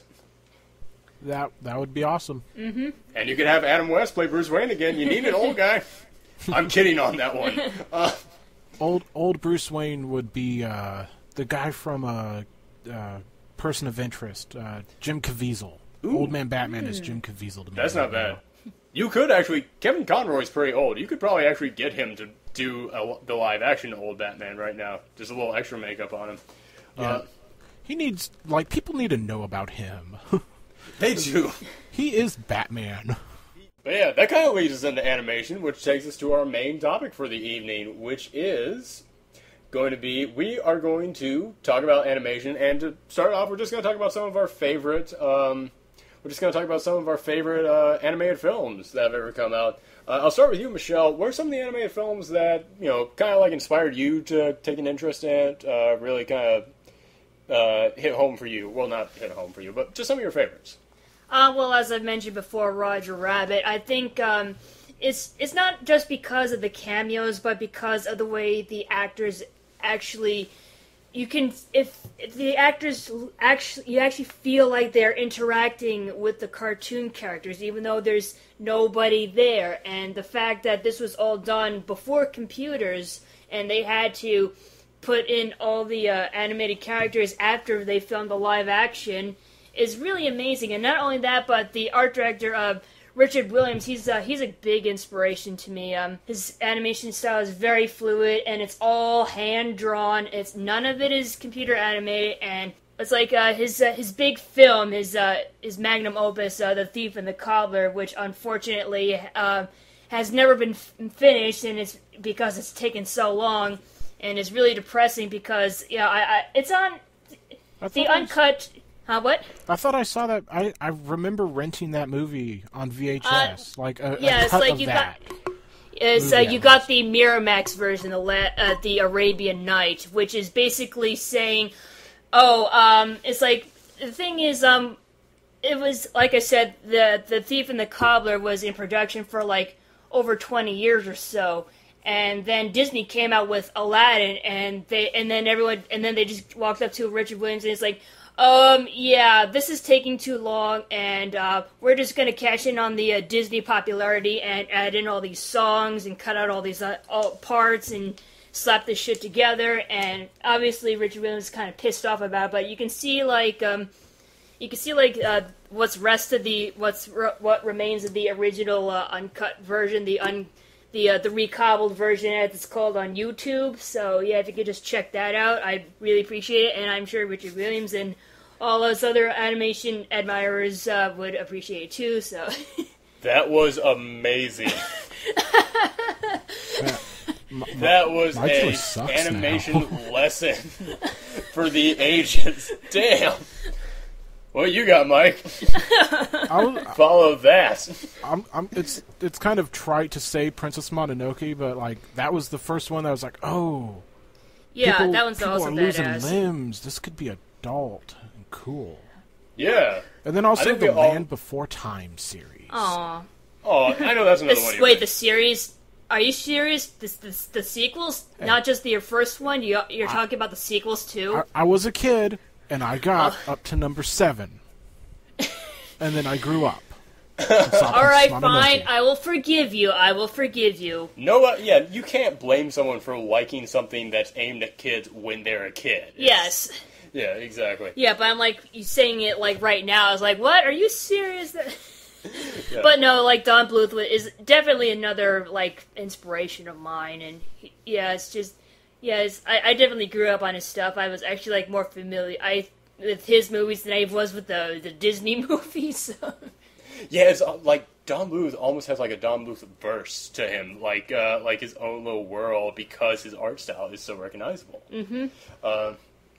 Whereas like kind of like the Disney princesses could all exist in the same world because they've all got those same kind of like character designs. It's almost like Don Bluth, like everything he touches is a Don Bluth production. Mm-hmm. When you watched Princess and the Frog, did you kind of get a sense that they were a little bit inspired by him? Because when it came to the alligator, I kind of felt like... I kind of got like a Don Bluth vibe off the big-lipped alligator moment. Oh, yeah. I guess so. I was like, the thing is, I can't tell if it was done on purpose, or if it was, like, coincidental, or if it was a tribute or not. It's hard to say, because they don't really bring it up. They don't mention, the fact that it was inspired by Don Bluth, even though it did look a lot like the alligator from All Dogs Go to Heaven, so... It could just be that, so many people out there do admire the guy and were raised on him, and when you're raised on something, it in a way becomes your teacher. I just find it ironic because Don Bluth did work for Disney before he did his own thing, and then to have Disney make a character that looks like Don Bluth's character. Yeah. I'm going to throw out there, it's weird for me that I'm such an animation junkie, because when I was a kid, I would watch cartoons on TV, but I never really watched them in the movies. Like, my parents would always drag me to the Disney princess films, which I was a boy. I didn't want to watch princess movies, so I just kind of, instinctively hated them. I love them now because I'm an adult who can admire art, no matter who the audience is, but I didn't like them then. And if it makes you feel any better, I didn't really care for the princess movies. I mean, I don't really consider myself a tomboy. I just never really was into the frilly, froofy girly stuff. So like whenever I saw a Disney movie, I always liked the animal sidekicks because I always loved animals and everything. It's like 101 Dalmatians was my favorite movie when I was little, and because it had all the puppies and everything. I didn't care for the princesses. I was always more of an animal person. So I guess I can understand why you would also not like it, but just like you, when I grew up and I look back, it's like, yeah, these movies are really beautiful. It's like, even though I don't really care for the princess stuff. Yeah, but even then, like, after I got out of that age, like, I still was not really a fan of animation because, like, I went through that weird phase that I think a lot of kids go through where they're like, I'm an adult now, and all these films are talking down to me. Like, I saw Toy Story when I was still, like, 12 or something, I want to say, and I didn't really care for it. Once again, love it now, but at the age I was just like, this is just trying to talk down to me. I'm too mature for this. So I'm going to say the first animated film that really, like, just knocked me out of the park, Emperor's New Groove. I gotta say, because that was the first one which I was like, this is hilarious for everybody. And this isn't even humor that, like, kids probably won't get, and it's incredibly well acted, and had just such amazing comedic timing to it. I hands down say that's probably, in my opinion, Disney's funniest movie. You're kind of looking at me with, like, a dissenting... No, I just find it funny, like, what would happen... I was thinking back to the Sweatbox documentary and wondering, like, if you would have thought the same thing if they went with their original idea, and probably not, no. But... And I also find it funny how you're saying, like, cartoons, like, talk down to you, and yet you like Emperor's New Groove, which is, like, a very Looney Tunes-esque... It's super Looney Tunes, and now these days, I have the biggest respect for Looney Tunes. I love the hell out of some old Looney Tunes cartoons. I will spend a day watching that stuff straight. Because I love how many animated things out there are kind of just made for adults, but are safe for kids. And that kind of brings me to another film I wanted to talk about, Rango. Mm-hmm. Won the Oscar last year, and I think it totally deserved it. Because so many animated films out there are made for kids, but have stuff in it for adults to enjoy.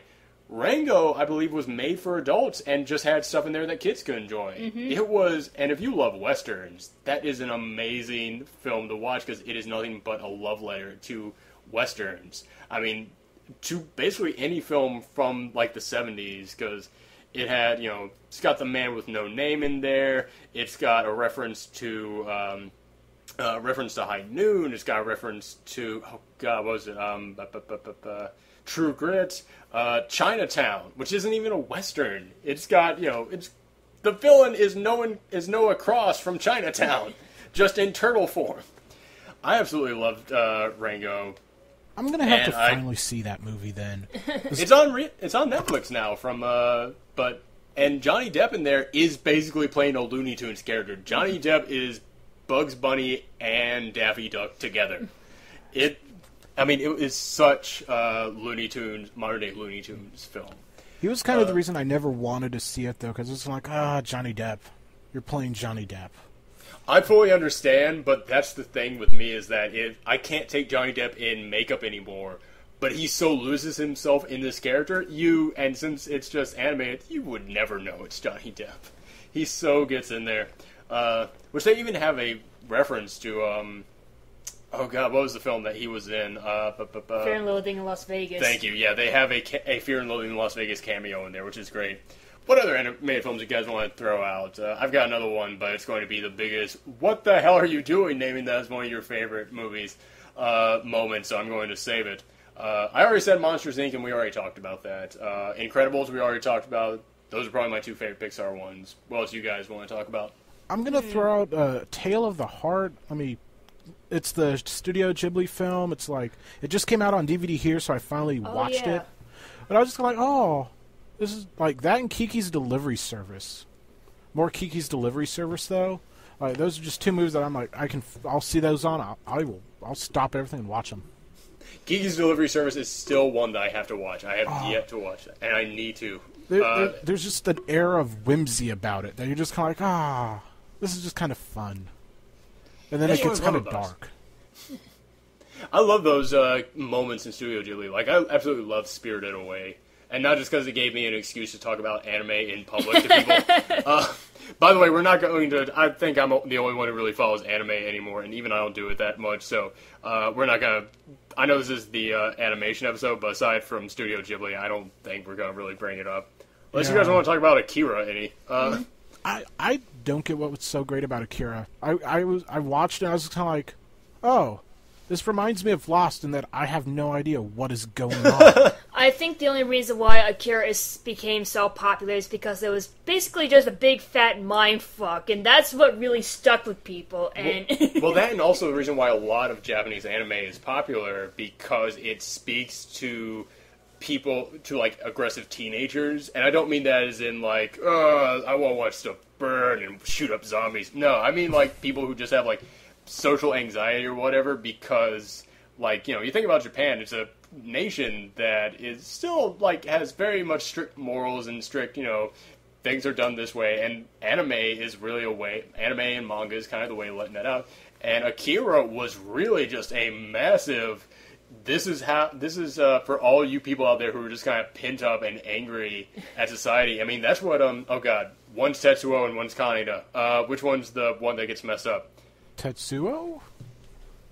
Or no, it's Tetsuo is the one who gets messed up. I had to remember the two of them shouting at each other. Yeah, I was trying to remember who shouts at who. Yes. But yeah, Tetsuo is basically just, the teenager who's mad at everything, so I think that's the audience it goes for. And yeah, I saw it when I was a teenager, and like there was a moment in which I was like, oh man, I'm enjoying the heroism of Kaneda, and I'm kind of, I can get behind Tetsuo and I feel for him, but then it gets to that point where it's like, oh fuck, I gotta get away. This is too much for me. That moment in which he's just turning into this massive blob that's about to explode. The blob baby. Oh god, yes. But yeah, it is one of those, what the fuck just happened kind of a thing. And they've even asked the guy who made it, and he said, I don't know. It's like a 1,000-page manga. It is. Like, why did you make this into a movie? And then we are. We're making it. By the way, to the studio that's making the live-action American Akira film, you can drop that project right now, because Chronicle beat you to it. A curse upon your house. Yeah, Chronicle beat you to that and did it better than you possibly will. Have you seen the spoofy Flash video of American Akira? I think I have. I can't quite recall it, though. How long has it been around? Because I think I saw something a couple of years ago on it. But is it more recent? It's been around for a while. I think I saw that, too. Oh, okay, yeah, I've seen it then. I'm one of those guys who I don't really have a problem with when people want to remake a film from another country set in America. Like, I'm totally fine with them remaking Oldboy, but, well, actually, let me rephrase that. I am not fine with anyone remaking a film from another country for America. I like the idea, though, of people reimagining a film from another country for America. Like, I like the idea of people taking just the concept, that's it, and just going, how would this be interpreted in a different location, such as a different country? And with a different culture. Yeah, exactly, with a different culture, exactly. And, like, Akira plays a lot into Japanese culture. I would be interested in seeing what somebody really talented would interpret that in American culture. And I'm the same way with the Oldboy remake, because, like, if you boil Oldboy down to just what the tagline is, what basically just is the basic premise, it's a guy is held captive for, oh shit, what was it, 15 years? I'm blanking on the amount of time. I thought it was like 5. Oh no, it's over a decade. But a guy is held captive for like 15 years in this one hotel room, doesn't see anybody, doesn't know why he's there, and then one day he's let loose. If you did that, if you took a really talented screenplay writer and said, that's the plot of the movie, and he goes, well, should I watch the Korean version? No, don't base this off of anything. That is it. Just take that plot, take that concept, and tell us what would happen from it. Tell us the story of that, set here in America. Would you add the caveat that they need to do the hallway fight scene?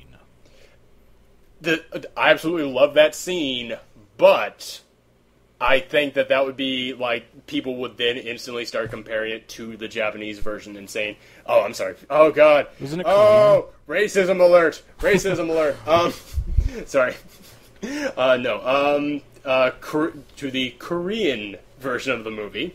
I think it would be that people would just start comparing it then to the Korean version of the movie and say, well, this did it better, and that would kind of, like, open the door for all the comparisons. Whereas if I believe you kept it completely separate from anything in that except for that plot, then I think people could judge it more as its own thing. Yeah. Have you seen the remake of, like, it was Let Me In America, or Let the Right... I haven't seen it. It was, the Swedish version was Let the Right One In, and the American one was Let Me, oh god, I'm blanking on it. But yeah, we know what you're talking about. Yeah, like, that was a good remake, although it was, like, well acted and everything, but I just kind of felt like I could have watched the original with subtitles, because that's why I don't like the idea of someone remaking a film from another country in America, because unless it's like just an okay, meh film from another country, if it's like that, then yeah, you could remake it and do it better and people would think of this as a superior version. But if it's already a good version, the best you're going to do is match it, like Let the Right One, like Let Me In did, and then people are going to go, well, why don't I just watch the other one? Have you seen Internal Affairs or whatever movie Scorsese based The Departed on? Oh, no, I haven't. Because for the longest time I thought The Departed was an original thing, and then I found out it was based on some, like, Japanese mob movie. I've been meaning to find it. Yeah, cool. Yeah. But yeah, any other animation films you guys want to talk about that are, like, of particular importance to you guys? No, I want to talk about animated TV that we watched as, like, kids. And, like, okay. Let's move in the TV section. All right, let me just throw out one more film that more animated film that I absolutely love before we go, because this is my kind of really one in which I know everyone's going to question it. I love the hell out of Kung Fu Panda 2. Well, I really like the first one, but Kung Fu Panda 2 to me is one of those sequels that was better than the original, because Kung Fu Panda 1 was a total surprise to me, because at the moment I did not like DreamWorks, and I did not like Jack Black.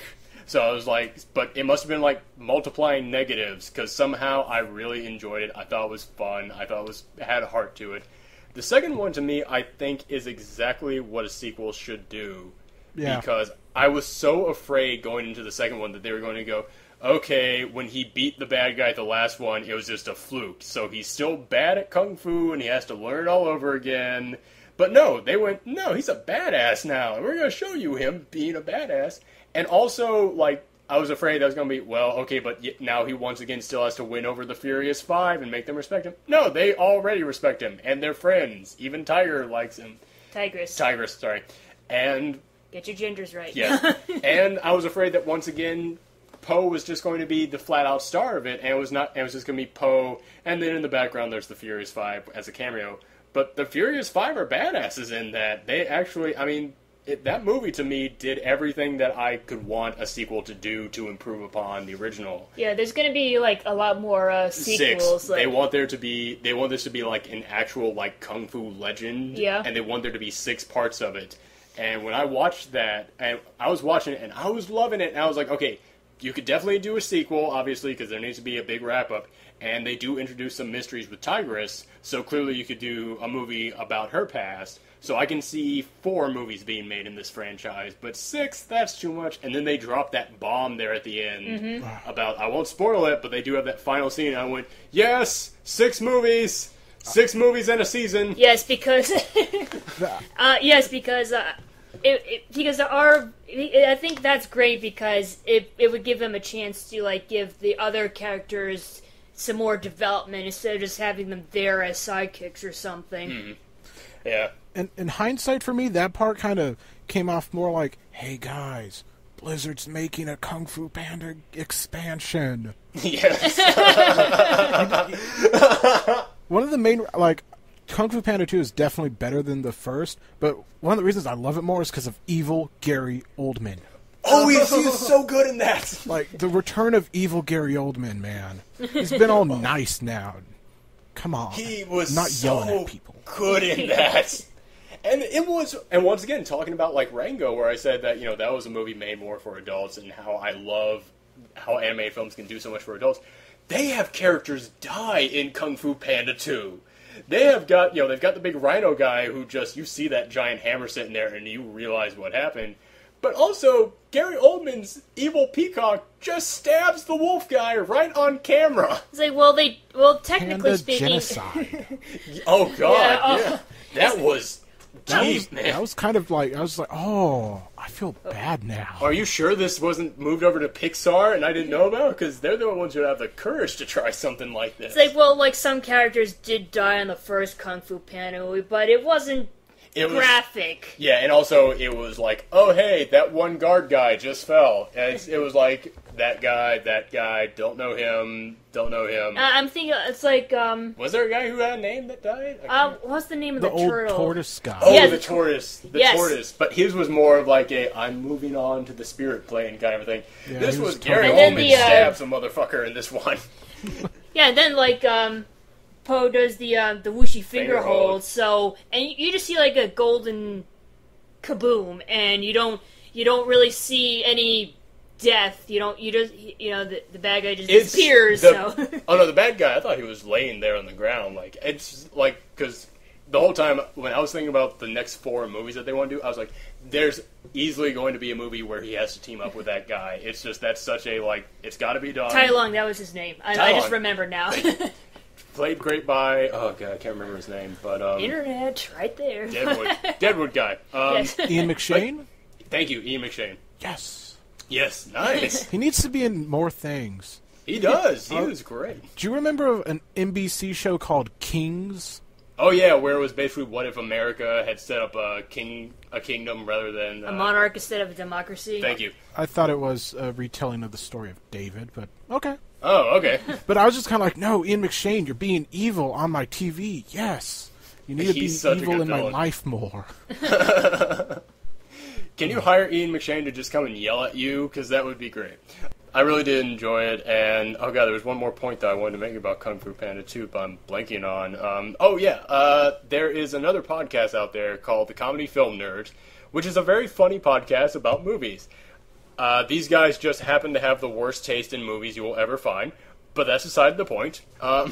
It is a very good podcast to listen to, and they did a Kung Fu episode, and they had on a guy who was a Kung Fu expert when it came to films, and he was actually like the Kung Fu advisor for Kung Fu Panda 1. Like, he was the guy they asked about doing Kung Fu and things like that. And he talked so much shit about Kung Fu Panda 2, and I was like, none of the things you're saying are making sense to me. Like, all the things you're saying, oh, they did this and they did that, and I was like, they didn't do that. And then at the end of it, they went, and, I understand they didn't want me to come back for Kung Fu Panda 2, but I think it would have been better. And I was like, oh, dude, you're just being an ass. You're just... This is just sour grapes is all it was. It's just, But he did explain, like, the whooshy finger hole and everything, and it was very cool listening to him talk about it. Because he was saying that in Kung Fu, there's, there are the different belt colors, but after black, there's actually a, like, I can't remember the color, it was either brown or red belt. And basically black-red most of the time. Black-red. And basically it's from when you've, like, worked up so much that there's so many forms of Kung Fu that there's no way anyone could be taught them in their lifetime. But once you get to a certain point, you just know them all. Like, you become it. So when he goes, I figured it out for myself, that was him kind of explaining that. And that was and that really sold that moment to me. I think it's a very cool thing. But yeah, you wanted to talk about... I was going to say the guy you were talking about reminded me of the guy I found this random Avatar: The Last Airbender documentary on YouTube, and they're showing all the martial arts experts. I got this like fat old guy that you wouldn't expect to be a like kung fu master and to figure out how Toph would earthbend. And I was just like, oh, you sound like that guy, only you kind of sound like a douche. It may very well have been the same guy. But yeah, you wanted to talk about cartoons on TV now. Yeah. You want to lead us off, or? Oh, yeah, sure. Like, growing up, I'm 90s child, so terrible licensed anime was my go-to thing. But, like, the first 2 series of Digimon, man, I have such a nostalgia thing for like those first 2 series because they're connected and everything, and then original Pokemon because, goddamn, I love Pokemon. I will admit that we both are big Pokemon fans as well. There's no shame in that. There's no shame in it. We still buy the games, man. Man, I remember when they killed Ash in the first movie, and everyone was like, "Oh, he's dead. That's not good." And then everyone cried. And that's how he came back to life. Spoiler. That really should be a trope. That really should be a cliche on screen. Tears have magic powers. Yeah, it's like that's like a sort of like an ongoing gag or like an internet meme. Pikachu tears. Pikachu tears. What are some of the ones that you used to watch, Michelle? Nicktoons, definitely Nicktoons, because that was like the new thing when I was little. It was like this Nickelodeon was still a young TV network, and like it's like they didn't really have any. They had some live action shows and they had like reruns of like cartoons that were like on other shows on other channels. I mean, but like when they finally like aired their own animated series and stuff, that's when I really got interested in it. What were some of their like first ones that they did? Because I'm blanking on what some of the ones were. I think their first 3 were Rugrats, Doug, and Ren and Stimpy. Oh, now it's all coming back to it. Yeah, it's like, and I also loved Rocko's Modern Life, which came. Oh God, Rocko's Modern Life was so good. Oh yes, and I just really, it's like I loved how I enjoyed them so much back then, and now that I'm older, I get more of the jokes that I didn't get back then, and I'm like, wow, I can't believe this got past the censors. But then again, Nick was still young. Nick was still a new channel at the time, so they didn't really care for censorship. They were just trying to put themselves out there and experimenting with cartoons. So, but now it's like, oh, we can only have like, you know, and now they're like being more conscious about like their audiences and everything. Yeah. So, it just. I mean, yeah, there's an expression that me being a comic book geek, there's an expression that we fellow comic book geeks use a lot, which is great things happen when no one is looking. Yep. Because when no one is reading a book, but it's still getting just enough readers to survive. The big head guys don't come in and go, let's put a tie into this, let's do a crossover in this. They just go, it's selling and we don't know what to do with it, just keep doing it, whatever. And like because of that, people can actually build up stories. When a book is doing very well, the head guys come in and go, now here's what we're going to do. But you're not writers. You don't know how to develop stories. No, but we're going to make this book sell.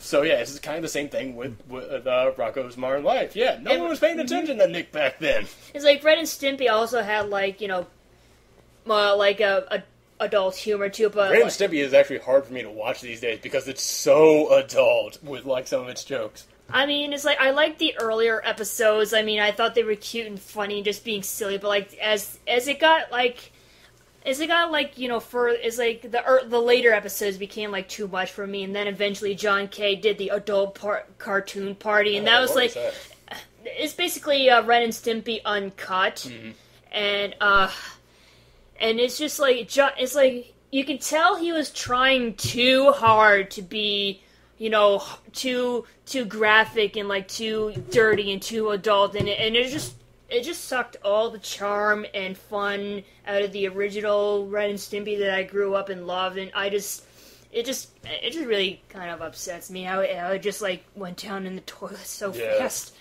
Have you guys been like Nickelodeon's doing their whole like, hey, remember the 90s at late night hours? Oh yeah. Well, did you guys watch According to Ginger at all? Because that's a show I randomly discovered when I was like 15. Yeah, like it was already off, and I was like, oh, this is kind of a somewhat decent quasi-drama. It's not all stylized humor, and it's not trying to do something else. It's just like, oh no, it's a teen drama sort of. Yeah, it was like I sort of had like a love-hate thing going on with As Told by Ginger, because when it came on, I was like going through similar things, but at the same time, I was like, I can watch this stuff on a live-action show. Why would I want to watch this stuff in a cartoon? You understand what I'm saying? It's like the reason why I love cartoons so much is because you can get away with things and do things in cartoons you can't do in live action. And that's also another reason why I hate Total Drama Island. No offense. I've been waiting to bring that show up. It's like I already see these reality TV shows. I don't need to see an animated version of one. Stop it already. Alright, let's go. Do you want to go ahead and talk about Total Drama Island? You said you wanted to bring it up. You want to go ahead and talk about it? I wanted to know if you guys were watching, because, like, I randomly found the first season, and then I lost my cable for a while. But, like, I dig the conceit of we're making fun of reality shows in a cartoon. I can dig that. I honestly really like the first season. I will admit that. I mean, there's problems to it. I fully see a lot of the problems, but I really enjoy the first season of it. Second season, I was like, all right, this is something new that they're doing with the same character. The third one, the third season where they're going around the world, I was like, you are just trying to milk more cash out of this. Mm-hmm. So when I heard they were bringing back this fourth season, I was like, nope, whole new cast, going back to the island where it all started, whole new cast. I was like, awesome, I'm totally in. And then I watched it, I was like, I really dislike every single one of these characters. I wonder, though, if they planned that out as some sort of subtle troll to how reality TV works. Ooh, there's layers onto Total Drama Island. It's one thing if like a cartoon is like similar to a live action show, and then there's a cartoon that's parodying like live action shows. Like I remember Clone High and how that was like that was supposed to be like a parody of like the like Beverly Hills 90210 and all those high school drama shows and everything, and I thought it was hilarious. What was the show called? Clone High. Oh, Clone High. Okay, I've seen pictures. I've never seen video of that.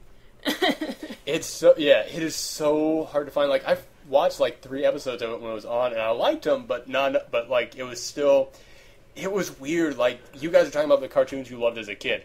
I loved Thundercats when I was a little kid. I will admit that. And then after that, what about New Thundercats? We're going to get to New Thundercats. Yeah, okay. We're going to, after we get done with this, we're going to do a lightning round of all the current cartoons out there, and just talking about what we think about. But yeah, I liked it when I was a kid. I will admit problems with it. It was one of those classic '80s cartoon action shows made to sell toys. I will admit that. But then, kind of like after that, like I said, I went through a period of time in which I just didn't watch any cartoons. And I just didn't really dig any of them. And Clone High, like, I was liking it, but it was, like, at the tail end of when I didn't like cartoons. So I still didn't try and watch it, but I still really enjoyed it. And because of that, we're talking about the cartoons we loved as a kid. After Thundercats, the only cartoon on TV that I actually liked was The Simpsons and The Critic. I love... The Simpsons, sadly, The Simpsons have had the Eddie Murphy career where they now have officially had more bad seasons than good. Although actually their current seasons aren't bad. Their current seasons are kind of good. Once again, I'll admit that. But yeah, they do have almost 10 whole seasons under their belt, which to me are almost unwatchable. But when they were good, they are still their best seasons. To me, are still the best seasons of any show on television. In my opinion, there was a point like right after I got out of college when like the first 7 or maybe even 8 seasons of the show was on DVD, and I didn't pick up the first one because that first season had problems, but I picked up every season after that, and there was a point in time in my life in which I would not watch TV. I would just watch all the episodes of The Simpsons that I owned, seasons 2 through 7 or 8, then go all in a row, and then I would go back and watch them all again with the director commentary, and I went like 6 months with that being the only thing I watched on TV. That was how much of a fan I was, but... Yeah. I don't have that sort of like connection to The Simpsons, though, because my mom didn't let me watch The Simpsons when I was a kid. Fully understandable. Yeah. But I was like, now, when I could, it was already in that bad section. Now I'm just kind of like, South Park's gone on too long. Most like cartoon comedies, I like Futurama and stuff, I just have a hard time reconciling and understanding why they like them. To me, Futurama has gotten good again. Their last season on Fox was painful for me. Like, it was like, oh crap, they've now hit that bad stage. But I think they've, they still have bad episodes on on Comedy Central, but I think now they're finally kind of getting back to what they enjoy. And I think it's because on cable, you can play more to an audience. You don't have to... when you're on cable, you can fish with a pole. When you're on network, you fish with a net. You gotta go for everything. So I think it kind of helped them a lot move on to it. But yeah, and like I said, also The Critic, which was it only lasted for 2 seasons. It was a show. I don't know if any of you guys used to watch it. Did you? I remember some episodes. I didn't like. I've only heard of it. The Critic, it was, I don't know if it's on Netflix or what, but I recommend it to everyone. It was a show by 2 of the guys who used to work on The Simpsons. After they left, they made this, and it was about this New York film critic, who, basically all the films he watched were parodies of terrible films that actually existed, and it was some of the most clever dialogue I've seen. It was hilarious to me, and it does what a cartoon should do, even when it's a cartoon that's meant to be set in the real world, in which they have things happen that could never happen. Like, he had this boss, Duke Phillips, who was basically supposed to be Ted Turner. He was this uber southern guy, but he was also, like, the strongest man in the world. And, like, so he was this threatening guy, but, like, they would do all these jokes just at how incredibly strong he was. Like, one day after firing Jay won a Peabody Award, so he wanted to hire him back, and the way he hired him back is Jay came home and found his boss in his house sitting on his couch, and he said, "How do you get in? Did you have the key?" And he said, "I found a way in." And then it just pans over and it shows a full body cutout of himself in the wall. And then after he hires Jay back, he goes walking back out and says, "Do you want me to show you the door?" "Nope, I'll find my way out." And he just breaks through the wall again. It did crazy stuff like that, but it did in a way that it seemed like it all made sense. Like, I can't believe you never watched it. I'm going to have to show it to you. No, I did watch it. I just don't remember it. No, it's like I do remember. As I told you, I only watched like a couple of episodes. I didn't watch the entire thing. That's all. But yeah, and I think it's one of the things that kind of like led to my love, like the reason why I wanted to move up to New York, because it was such like a love letter to how shitty New York is. But like it made fun of how shitty New York was, and it made me go, it's not such a bad city. I bet it's fun up there. And, you know, it's one of those things that you do think back fondly to when you want to, when, you know, like, oh man, this city really does suck. I gotta watch something to make me, you know, enjoy it. So I pop into Seinfeld and I pop in The Critic. But yeah, it was a hilarious show. It's like, if I could just like put in and include like one more cartoon that had a significance to me is like not when I was younger, but like when I like in my high school days. It's Daria. Yeah, I can't believe we didn't mention that. Coming back on MTV. What about it? You know, they brought back Beavis and Butthead. That was funny. So I have high hopes that Daria will be just as good as before. So anyways, I didn't really get Daria when I was younger, but like when I got into high school, I'm like, holy shit, I am Daria. I am surrounded by all these idiots and these popular girls and these goths and all that, and like, wow, this is just like me. I know exactly what you're going through, Daria. Yeah, I think we can all. Everybody has that one TV character who hits who they are at that point in time in their life. Any other shows you guys want to mention before we do our lightning round? Watch Legend of Korra and Spectacular Spider-Man, people. Greg Weisman, he is a god. Oh, Spectacular Spider-Man was so good, and then which makes Ultimate Spider-Man such... It's such a shitty show. I don't know why I watch it, even though like I write about it, and then I think, why do I do this? I keep trying not to watch it, but it keeps pulling me back in.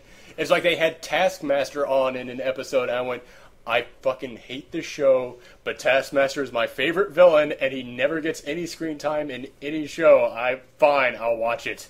Yeah. And then afterwards I went, fuck you for doing that to Taskmaster. Fuck you, New York Comic-Con.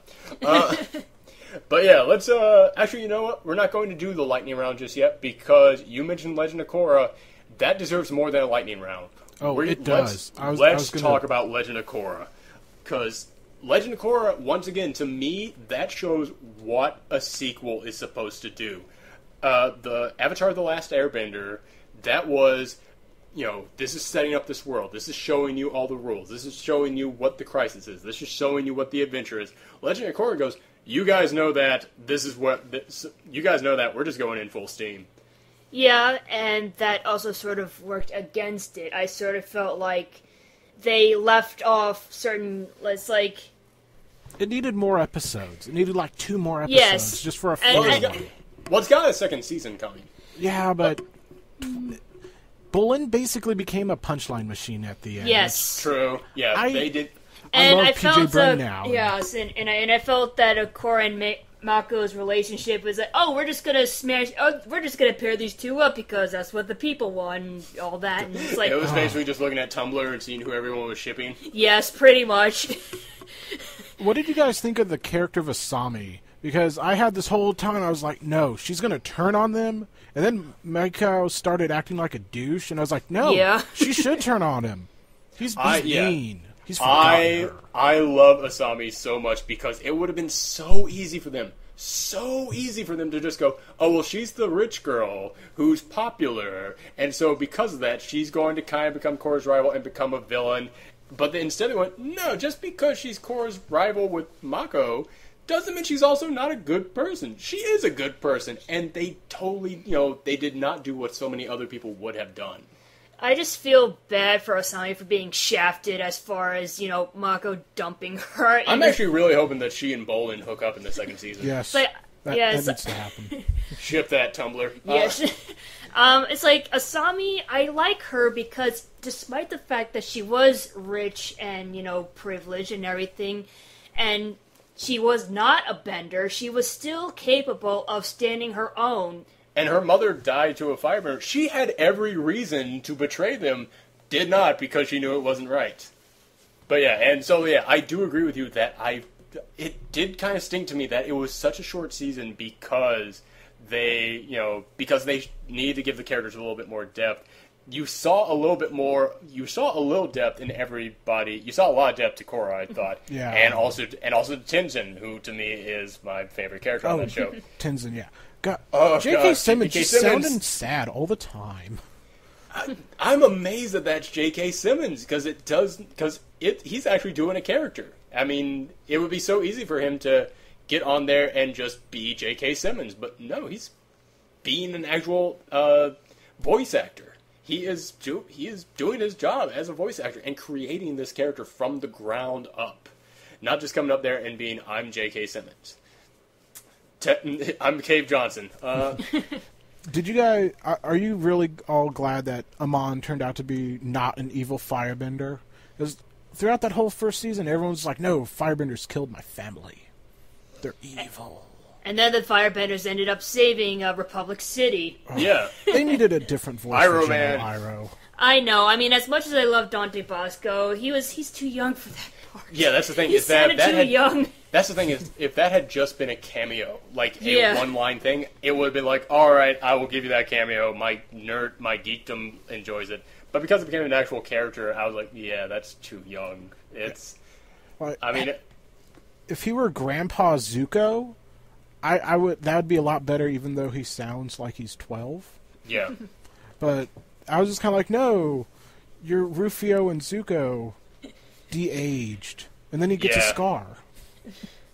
I did actually enjoy that. He got a scar on his arm. I kind of, I saw that and I was like, that is a shout out, and I kind of enjoy it. But yeah, I do think that they need to give more depth to mainly Bolin. I feel he's the only one who didn't give any depth. The only real depth we got was the episode where he wanted to hook up with Korra, which I absolutely love. You're a bad idea. He's just like, that's the bro I want to hang out with, who's not like a douchebag.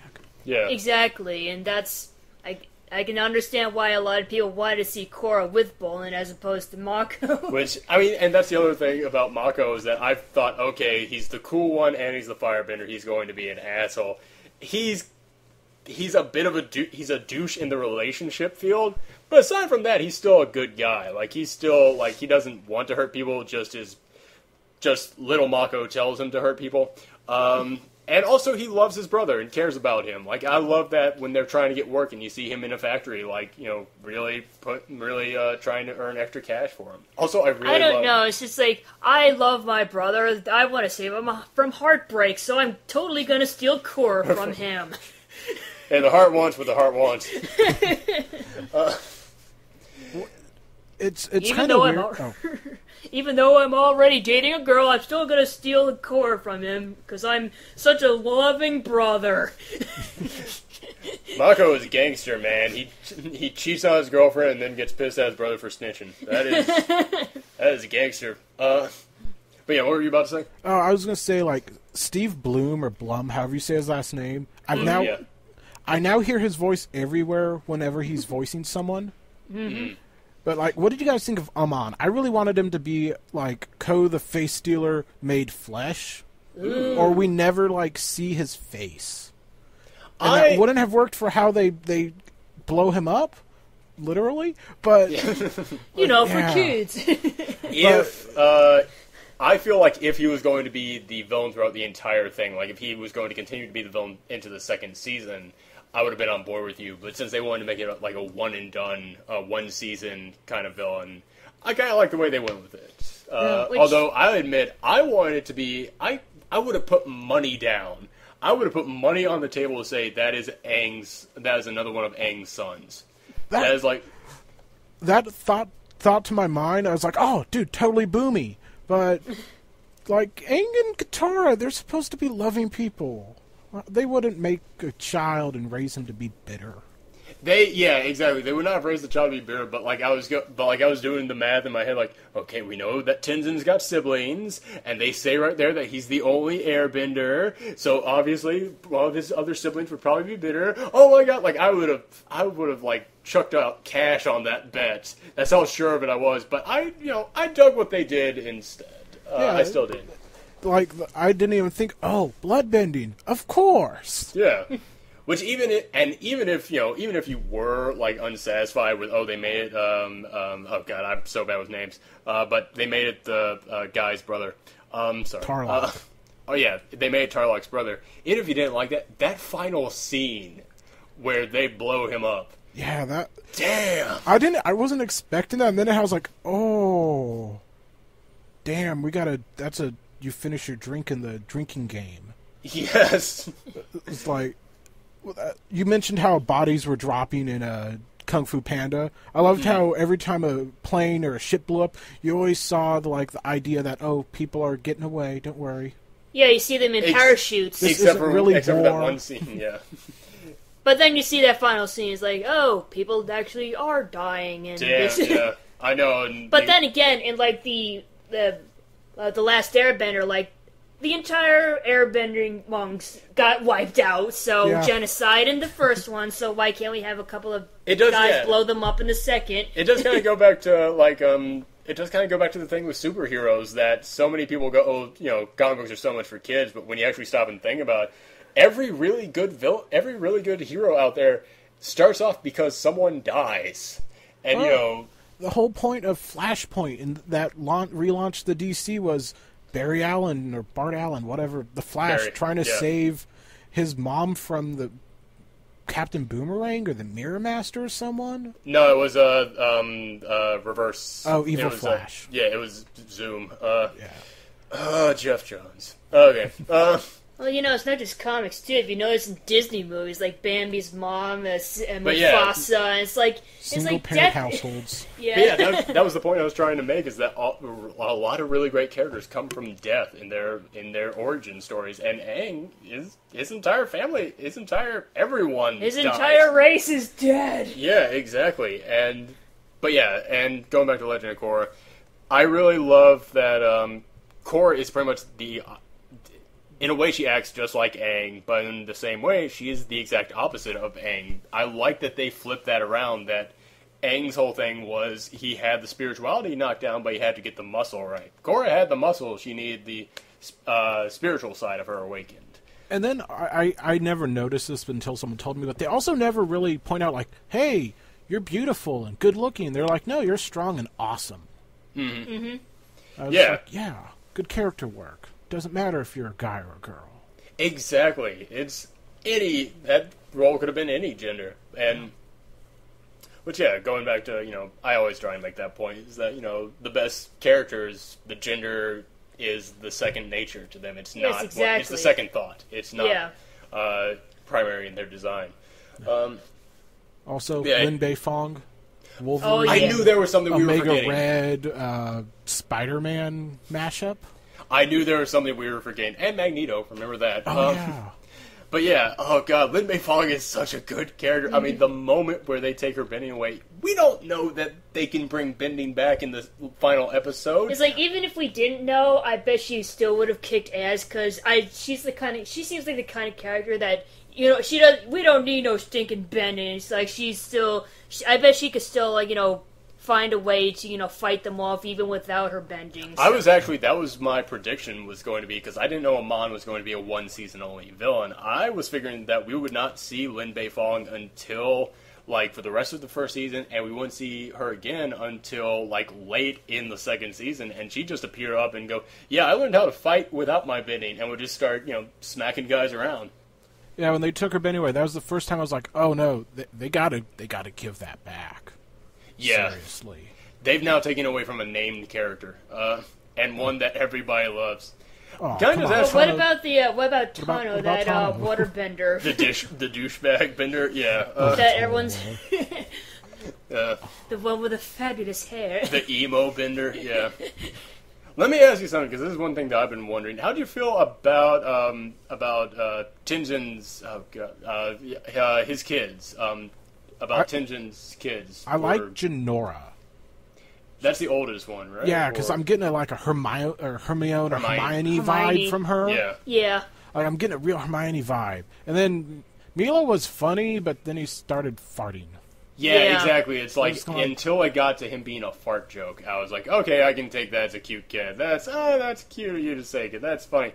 Then he became a fart bender. I was like, why'd you throw that in? You know your audience. And I was just like, why is this here? Come on. We're all in our 20s and watching cartoons in the Saturday morning. I guess they felt like it was that joke was inevitable, because, air bending, breaking wind and all that stupid stuff. Firebenders can lightning bend. Waterbenders can ice bend. Blood bend. Can blood bend. The earthbenders can metal bend, and the airbenders can fart bend. That makes sense, though. How far in the future do you want them to skip for book 2? We talking 6 months or 5 years? Cause I didn't even think about that. I don't know. I want a solid couple years, because stuff's got to be cool for a while, and then it's got to be thrown out of balance. I can see that. I can see what you're saying. Yeah. Plus, we gotta let the new baby Tenz's new son, develop into a character. Or although Iroh is now going to sound really weird in the second season if that's the case. Although, I hadn't even thought about that. But, a couple of years skip. Which, by the way, that's one thing that I got to point out. I love that they fully realized, hey, when we made this originally for kids. It's been, 4 or 5 years. It's been 7 years since it originally aired. It's been 7 years since it originally aired. Those kids we originally made this for, they're now teenagers. They're now 16, 17. Let's make 20. A 17-year-old heroine. And I really dig that they did that. So yeah, to go ahead another couple of years would make sense. I'm also curious as to who the new bad guy or what the new threat will be. Exactly, because I could not picture something else aside from Amon. I want a trip to the spirit world. That was the one thing in which that was the one thing on my second season bucket list, in which I really wanted to see Korra go in there. Oh god, when Aang shows up, I was like, oh come on, please let that be Aang. And then it was yes. I threw my hands up, I was marking out. I was like, yes! Yes, exactly. But yeah, also another question is, first off, I gotta write a thank you letter to M. Night Shyamalan because they flat out said, no, we are not doing any more sequels to The Last Airbender. We are not doing that. This was the only thing. And then M. Night Shyamalan made one of the shittiest adaptations of anything ever. And then they went, we can't go out like that. We gotta make another thing. We can't let that be the end. I tried to watch that movie with riff tracks. Oh, shit. You couldn't even do it with riff tracks? No, come on. hope for hope, and you had the scripts. Why couldn't you copy and paste? I know. Oh man, but yeah. So my question is, after Legend of Korra is done, which I know this depends a lot on how they wrap it up, would you like to see one more season of it? Which, if Korra lives to be like 90 or something, that would mean it would be set in the modern day. Would you like to see third and final set in today with an Earthbender to like kind of complete the circle? I'd actually like, as in complete the circle, as in have a airbender, a waterbender, an earthbender, and a firebender, because in that case, that'd be like, I would really like to see that, like, like in Avatar, each of the original elements and all that. Yeah. I want them to go back. Just go back in time. The math on years in that show is already pretty vague. Just go back and, like, not quite Kyoshi, but go back beyond that, and just screw around there. Or make an adaptation of The Promise and Now The Search. Oh, yeah. Because I want to just read more about Aang and Katara and hold them, too. It's like, this world is interesting. It is a very interesting world. I agree with you on that. I would dig to see, like, little, like, novelizations. Like last week when I was talking about Prometheus, and I was saying, and someone asked, where do you like it to go from here? I'd say, I don't really want to see any more with, like, these characters or anything, but I like the idea of space being a dark and scary place. I would love to see, kind of like with Star Wars, people just making, like, novelizations or comics or, like, even little fan fiction things set in this world, but not having to do anything with these characters, just kind of obeying these rules. I would love to see, like, little novelizations being made of, the Avatar world that has nothing to really do with Aang or any of the other characters we've known, but just exploring this world. I'm a huge Star Wars nerd. I have way too many of those books. I would buy those. Yes, like, there's a market. That's part of the reason why I've been watching Tron Uprising, is because I find, like, the Tron universe so vague yet cool. Mm-hmm. Like, they like, the two side characters, they were at a club. I was like, you know what? Make some sort of noir Tron movie. Or Tron story. That'd be good. That kind of reminds me of, like, the noir story in The Animatrix. When they did that, there was a detective story set in there, which was really pretty cool. I remember watching that movie for the first time and not having any idea that it was supposed to be an anthology and different people. I was just like, this isn't The Matrix. It's a bunch of, like, cartoons that are violent. Well, you mentioned Tron Legacy. That brings us to, that's as good of a point as any as I can find to go into our lightning round now. Let's go into it. What I'm going to do is I'm just going to name off some of the current shows, some of the current animated shows that are popular or everyone's talking about. We're just going to go through, give us, like, a little round table, quick little discussion on what we think about. You guys sound good with that? Okay. Sure. All right. We already did Legend of Korra. I'm going to start with Adventure Time. Michelle? It's still going strong as long as it doesn't do love-themed episodes, because that's where no adventuring goes on, and, Finn and Jake are supposed to be adventurers, not matchmakers, so not that I have anything wrong with romance, I just don't want it to be the main theme of the episode. You didn't like the episode with Flame Princess, then? No, it's like, Jake actually did go on an adventure, so that doesn't really count. I mean, like with Tree Trunks and the pig, or when Finn and Jake got caught in that spider web, and, like, the spiders were arguing and had relationship troubles. Well, one of the spiders was Bobcat Goldthwait, so I give it some props on that. But, you watch it, Mike? That's one of those shows that at first I thought it was like SpongeBob SquarePants. That I watch it whenever I sit on, but I haven't really gone through and marathoned it, but I can see why it's popular. Yeah, exactly. It is one of those. The weird thing is, let's just tell a quick little story. We were at the panel at last year's New York Comic Con. Fuck New York Comic Con. And we went to the Adventure Time regular show panel, and someone got up there and asked, "How much weed do you guys smoke on a regular basis?"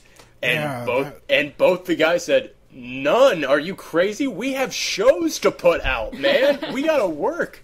Which to me speaks volumes to them for their creativity, that they're able to do this without drugs, because, goddamn, you watch Adventure Time, someone on there is high. Someone on there has done mushrooms. That was part of the reason why I was like, this just looks kind of stupid. Because I'm like, it looks like it came out of a drug addict's brain. But yeah, it's super creative. It is one of those, like, you're either going to get or you're not going to get. And if you get, it's going to be your favorite show on television. And this, like, last season did so many episodes where I'd go, like, yeah, this is fun. I'm enjoying this. And then, like, the last 10 seconds, they drop a bomb that would just make me go, oh my gosh, that was perfect. So, yeah, I thoroughly enjoyed it. Speaking of Adventure Time regular show, next show, regular show. Mike, you seen this one? No, I love the cartoons same thing and with I don't Adventure watch Time. it. I've heard of it, but no. Regular show is one of those cartoons, it's not really made for kids. It's made for people who are 20 and up, remember the 80s, have worked shitty jobs for no pay, and just want to kind of lounge around and play video games. That's its target audience, and for that audience, it's a pretty good show and pretty imaginative. And, I mean, I laugh at it a lot. Michelle? Yeah, I like it too. I mean, yeah, it's definitely for, like, older kids in that, like, not a lot of wacky, silly, goofy things go on, but crazy shit does go down. But, yes, but, like, a lot of the stuff, like, yeah, kids won't get because they're not old enough, like, you know, paying rent or and stuff like that, so. But I still like it. Or when they say their boss is going to get pissed, which, like I said, amazing things happen when no one's watching, and in their first season, they cursed constantly on that show, and now that it's popular, they don't curse.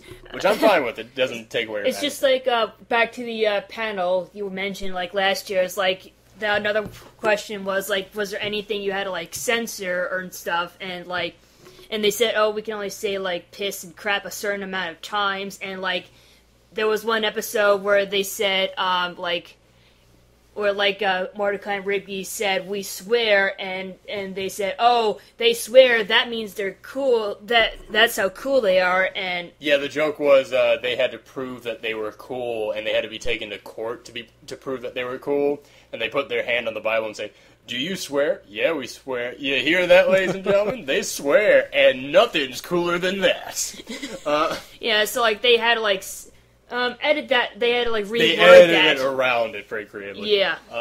Yeah. Let's go into the next one. We're going to talk about two shows back to back now because it's part of Disney XD's Marvel block, which means hey, DC's doing well. Which means hey, DC's doing well with their cartoon block. Let's get in on that. Avengers: Earth's Mightiest Heroes and Ultimate Spider-Man. Mike, you want to talk about these ones? You can't see me, but I'm giving Ultimate Spider-Man double birds, just, fuck that show. That's why I said in the last episode... Spectacular Spider-Man was so good, and then they had to cancel it. But then Greg Weisman made Young Justice, so it's all good. Which, yeah, that's one of the reasons why in the last episode, and I also created a forum asking this, I said, for the podcast, we need some kind of a rating system that is specific just to the Screen Pups. Because when it comes to a show like Ultimate Spider-Man... I need some kind of a word I can use to just say, I give this movie a blank, because it needs to be, like, I need to say, I give this movie a some old bullshit. I need to have something like that, because Ultimate Spider-Man, that is some old bullshit if there ever was one. I don't, like, I hate it, but at the same time, it's not, like, done that bad. The animation's stiff, but for what they're going for it. It's just not for us. Yeah, well, that's the thing, is that it's not for us, but I've seen so many other shows out there that do go for that same audience and do it better. Yeah, like Spectacular Spider-Man and Gargoyles. Greg Weisman, he is a god. All praise to him. Gargoyles was so good. But yeah, Ultimate Spider-Man, it's just so... I mean, it does so many cutaways to just random jokes that it's beating Family Guy's pattern for that. Like, it's doing it more than Family Guy does. That's the part that I hate about the most. It's the yes, cutaways. Exactly. It kills the pacing. It does, and I mean, it's one thing to make a show for kids. Fine, understandable, it's not for me, I'll live with that. It's another thing to get a kid hopped up on sugar and let him write the show. Because that show is so, and and then kind of a show. It's so, and then Spider-Man was in class, and then he and Nova got into a fight, and then they were off to Latveria, and then they fought Doctor Doom, and then there were a bunch of little tiny Doctor Dooms, and then they were on the Hellcarrier, and then they were flying over New York, and then, and I was like, that's good, honey, go have your cereal again. That's fine. So another thing that I kind of find annoying is that Peter Parker narrates way too much. This was made by people who thought TV reached its height in the 80s. You can tell that from how much Peter Parker narrates the whole thing. And I hate Drake Bell's voice so much. For what they're going for, I don't really care, but it's like, who did the voice of Spider-Man in Spectacular Spider-Man? I don't know, but he was perfect. He was perfect. Like, and I grew up with 90s Spider-Man, which hasn't aged well, but like Spectacular Spider-Man, that is my go-to Spider-Man show now. That was to Spider-Man what Justice League Unlimited was to Justice League, what Batman the Animated Series was to Batman. I mean, it was the perfect Spider-Man show. And, oh man, it is so sad to see it gone. Did you hear the news about how the guy who did the voice of Spectacular Spider-Man they changed it. They were going to have him guest star in Avengers Earth's Mightiest Heroes playing Spider-Man, and then after he recorded all the voice, they brought Jake Bell in to redo it. Ouch. I can understand continuity, which is laughable given Ultimate Spider-Man, but the only people who would notice are people like me and you guys who would care. And then it just pisses us off, and then we tweet about it. They just think, oh, Drake Bell, he's popular, let's use him. No, they're thinking, hey, let's promote Ultimate Spider-Man, is what they're thinking. Did you guys watch any of those shorts, though? The ones they do in the Marvel Hour? Yeah. I don't. I just fast forward. I DVR over that shit so fast. Like, I don't even look at the screen when they're coming up there and I'm fast forwarding. They look terrible. I don't do that for the DC Hour. I don't watch Green Lantern, but I record it for the shorts. Yeah, it's like... And I'm like, no, I'm recording 30 minutes of television for like the one little Sword of the Atom bit that they do. Yeah. But yeah, speaking of, by the way, let me also just point this out about Ultimate Spider-Man. It is so just for the less than educated fan group, I'd say, honestly, because it is so like let's just give the loudest fan what they want, because they are only on like episode 10, maybe, and they've had Venom on there 3 times. 3 times. Don't get me wrong, I have nothing against Venom, but he is so just but that just shows the mindset of the show.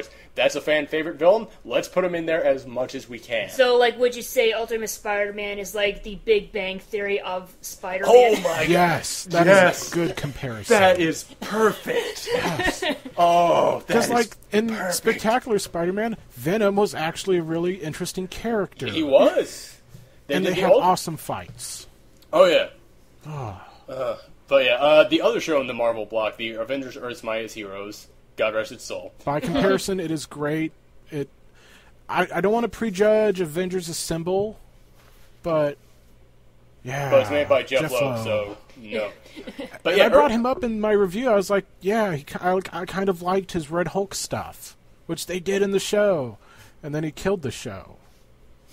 Yeah, it's so sad. I mean, he basically said, nobody wants to watch shows with continuous storylines. They want one-and-done episodes. And to which all of us raised our hands and said, that's what comic books are. Yeah, first off, that's what comic books are. But also, is that why DC's been kicking your ass in the animation field for the past, 2 decades now? Because that's exactly what they do. Well, they do the continuous storylines. Well, Batman the Animated Series wasn't quite that, but that's it still handled itself with a serious manner and didn't think its audience was dumb. Like, oh, Harry's my best friend. Harry's my best friend. Harry's my best friend. Oh. I think he's trying to tell me something about this Harry guy. Yeah, it is. But yeah, Avengers Earth Mightiest Heroes, everybody's been comparing it to Young Justice since they came out at the same time. And I would compare it like this. Young Justice, to me, is a meal. Each episode, I feel full just by itself. Avengers Earth's Mightiest Heroes, I still feel hungry after each one. Each individual episode doesn't have a big effect on me. But when I, marathon the entire season back to back to back, it has a huge impact on me. Like, and you know why? Because they have continuous storylines that build up to big climaxes. They talk about Marvel DNA in the Ultimate Spider-Man show. And I'm like, but Earth's Mightiest Heroes has this Marvel DNA, and it works. Because you just had Winter Soldier, Doc Samson, Thunderbolt Ross, Red Skull, and Hawk, or Falcon, all working together, and it made sense. Yes. Instead of the S.H.I.E.L.D. Scooby-Doo squad. Oh, God. Oh, my God. I compared it to the modern-day Spider-Man and his Amazing Friends, but yeah, if they added in there a talking... I don't know. Robot. A talking robot that break dances. Then yeah, that's exactly what it would become. The Vision. Oh no, no. Which would be Phil. No. No, Phil. But let's go into DC's block, Young Justice and Green Lantern. Now we already started talking about Young Justice, so let's keep going with that. How did you guys like the time skip? I liked it a lot. That was the kind of thing in which I went, they just did that. Holy shit. That was a mind fuck. And then the first 4 weeks where it was like, no, Artemis better not be dead, damn it. Yeah, she better not be dead. And I'll admit, it took me a while to like Young Justice, because in the beginning it so looked to me like a show just made to sell toys, because it was like every single character has multiple different costumes, so that's multiple different multiple different toys. And then there came the Amazo episode where each member of the team got their own transforming super cycle. And I almost went, fuck you, DC. But then they just stopped after that. Like, I think they just... Like, there had to be a boardroom meeting in which the guys making the show just walked in there and said, we are not doing this, and if we can keep the ratings up, then you have to keep us going, because we don't need to do this to make you money. And they went, fine, show it to us.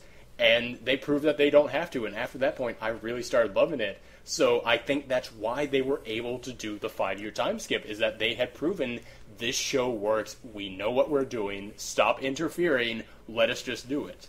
And I love it because, to me, I was like, in that first season, the whole time I was going, all right, Miss Martian is a newish character, Superboy's from the newest generation, but then you got, Wally West and Dick Grayson. That seemed kind of weird to me to be putting it like that.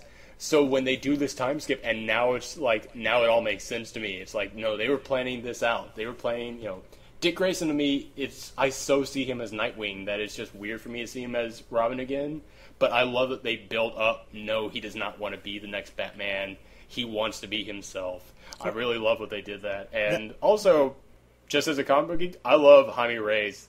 I absolutely love Blue Beetle, so I was glad to see him join the team. That show got me to pick up a couple of his books. Because I was like, why is he... I was on Comic Vine, I'm like, why is he talking to himself? He's annoying me. And then I found out that he's talking to the Scarab, and I was like, oh, it makes so much more sense now. He's interesting. Yeah, that's the thing. For anybody out there, DC recently did a big relaunch of all their books, and they brought back the Blue Beetle book, but it's now in this new world where things are different. And in this world, the Scarab is kind of like he is in Young Justice, where it's constantly telling Jaime, you must kill these people, that's the only way to get out of this, and he's trying to tell him no. And it is a good book, but Michelle brought up things are so much darker now in our entertainment. If you want something more lighthearted, pick up the original from the old DC universe, the original Blue Beetle run of books where Jaime Reyes got introduced. Because in that one, the Scarab and Jaime kind of are like friends, and it is so just like, it's not about this kid trying to control this like demon creature inside of him. It's about a kid becoming a hero, and it's one of the most upbeat and uplifting books I've ever read. It is a fantastic read. But yeah, so I'm really digging Young Justice. Can't wait for it to come back from reruns. Yeah, I was so happy. I was like, oh, it's only gonna be 3 weeks. Sweet, it's not gonna be like last time. Oh yeah, now it totally is like last time. But Image is airing this week. Great, like this was the episode that made me like Miss Martian. Because I hated her with the Hello Megan catchphrase. Oh, thank you, yes. And then you see where Hello Megan came from, and you're like, oh my god, this bitch is crazy. Exactly, they had something in plan. And speaking of this bitch is crazy, her in the 5-year time skip, she's almost evil. And I like that. Yeah, I was just kind of like, oh, you're going all Dark Phoenix on us. Oh, God. Yeah. But yeah, going on to the other show, Green Lantern. Once again, I've said this multiple times. Green Lantern is probably my favorite book out there that I read right now. Absolutely love Hal Jordan. So I was excited for this show, despite the weird CGI, which doesn't look as good as it should. But it's all right. That's my biggest hang-up is the CG, actually. Yeah, exactly. It's like, it's all right. It's not as bad as it could be, but then I watched Transformers Prime, and no, they could be doing so much better. Oh. But yeah, I really dig Green Lantern. I really dig the book, Green Lantern. The cartoon, honestly, if I wasn't such a big fan, I don't know if I'd be such a big... if I would be enjoying the show as much, because they put in there so many things, like the Blue Lanterns. They put in there, all these little hints of things to come, of the hints of Blackest Night, which me as a comic book fan, I'm really digging that, but I don't know if other people would get it. But it took me a while to start liking the show, because it seemed to me like it was one of those, every single week is a brand new adventure, has nothing to do, nothing's building up, and it seemed like, one of those, every episode is self-contained. And also, like, it was weird. I was watching an episode and I was going, these planets they visit, these characters have terrible character designs. They look almost like, you'd see on an old Star Trek show. And that's all of a sudden, that's when it hit me. That's exactly what they were going for. They were not going for, like a normal superhero show. They were trying to make this Star Trek. They were trying to make this, Kilowog, we have beamed down to a strange planet of weird plant life forms, or, that's what they were going for. And after I realized that, I was like, alright, I'll go along with that. I'm fine with that. And then, like, as soon as I realized that's what they've been trying to do, that's when they go, no, actually, we have been building up to something, and now's when the actual story starts. And I really dug the final episode. I'm hoping it's not the final episode, because I want my Orange Lantern started. Has Sinestro popped up at all? Because I want them to do the Sinestro Corps War and Blackest Night as home video movies. Oh, I would love that. I do not know why DC has not made Blackest Night one of their home release videos. But Sinestro has not popped up yet, because they said they thought Sinestro would just overtake the Red Lanterns, and they wanted them to be the enemies for this first season. Okay. But they have spent this whole season building up Yellow Energy. There were like 3 different episodes where they show yellow energy and they say yellow energy takes away our power, and they had an episode where like these plants grew thanks to yellow energy, and like this tribe would make soup from it, and every time that like one of them drank from it, they would just have nightmares all night about their greatest fears. So it's one of those shows in which it seems like each episode is individual, but no, they are building up stuff, because they have already introduced the idea of the yellow energy and it being the power of fear. So they're definitely, if they do get a second season, which I'm hoping for, I guarantee you Sinestro will be, like, the big thing. As much as I would like it to be the Orange Lantern, but yeah, it'll be Sinestro. I'm going to have to watch the show then. Ooh, they're going to replace it with Batman, Beware of the Batman. Which I am nervous about, but I will wait and see, because like I said, it's DC, and they typically know what they're doing. Yeah, I was just like, oh no, except when it comes to Spider-Man movies. again. Yeah. Except for when it comes to movies, yeah. Well, live action big movies. Their animated stuff has been good largely. Yeah. It's actually started getting really good, yeah, I'll admit that. But yeah, they're live action ones. Let's go into by the way, what do you think of Young Justice and Green Lantern? It's like, I like them both because even though it does, even though it is like a love letter to the geeks who've been reading the comics and everything, I think it's also a good way to introduce like the like new fans like to the characters that they haven't seen before. Like, I'm sure like most people know about the Green Lantern, but how many of them like know about Blue Lanterns or whatever? And like as for Young Justice, like we all know about Robin and everybody else from the comics and Teen Titans and whatnot, but like how many of them like know about like Blue Beetle and stuff? So I think that's really cool what they do. Yeah, and speaking of DC's Hour, whatever it's called, DC Nation, we mentioned the shorts, which for the most part I enjoy. There's some that I don't enjoy. Like Super the Best little Friends. Forever. Oh, you like that one? Oh yeah, Yeah, there's I a like it certain too, but- Powerpuff Girls vibe to it. Well, it's made by Lauren Faust, who does the My Little Pony Friendship is Magic, and she also worked on Powerpuff Girls, so that would explain it. Yeah, that's why. Yeah, it's made by the same person. But that one. I also like the a Plastic Man one, who's voiced by Tom Kenny. I was about to say Plastic Man is definitely my favorite of those. Which that was the thing, is that they wanted to make a Plastic Man show by those same animators starring Tom Kenny, and so it's great that they're seeing that they're able to get out there somehow. Yeah, I'm hoping by doing the shorts, it'll give them the boost they need to make an actual series. Yeah, I absolutely love the one where he just has to get the stamp in the mail. That one, the stamp on the laird and get it into the mail. But yeah, I absolutely love that one. And I'm digging what they're doing with the Atom right now, in which they're going, hey, we set up this world in Young Justice, in which we just see the heroes in the background. What about we just do a show featuring their adventures, featuring the adventures of these heroes that we see in the background? I really like that. Oh, and speaking of, like, the adult heroes in Young Justice, I love that they're not doing in this show what they do in so many, like, anime, where eventually the children become more powerful than the adults.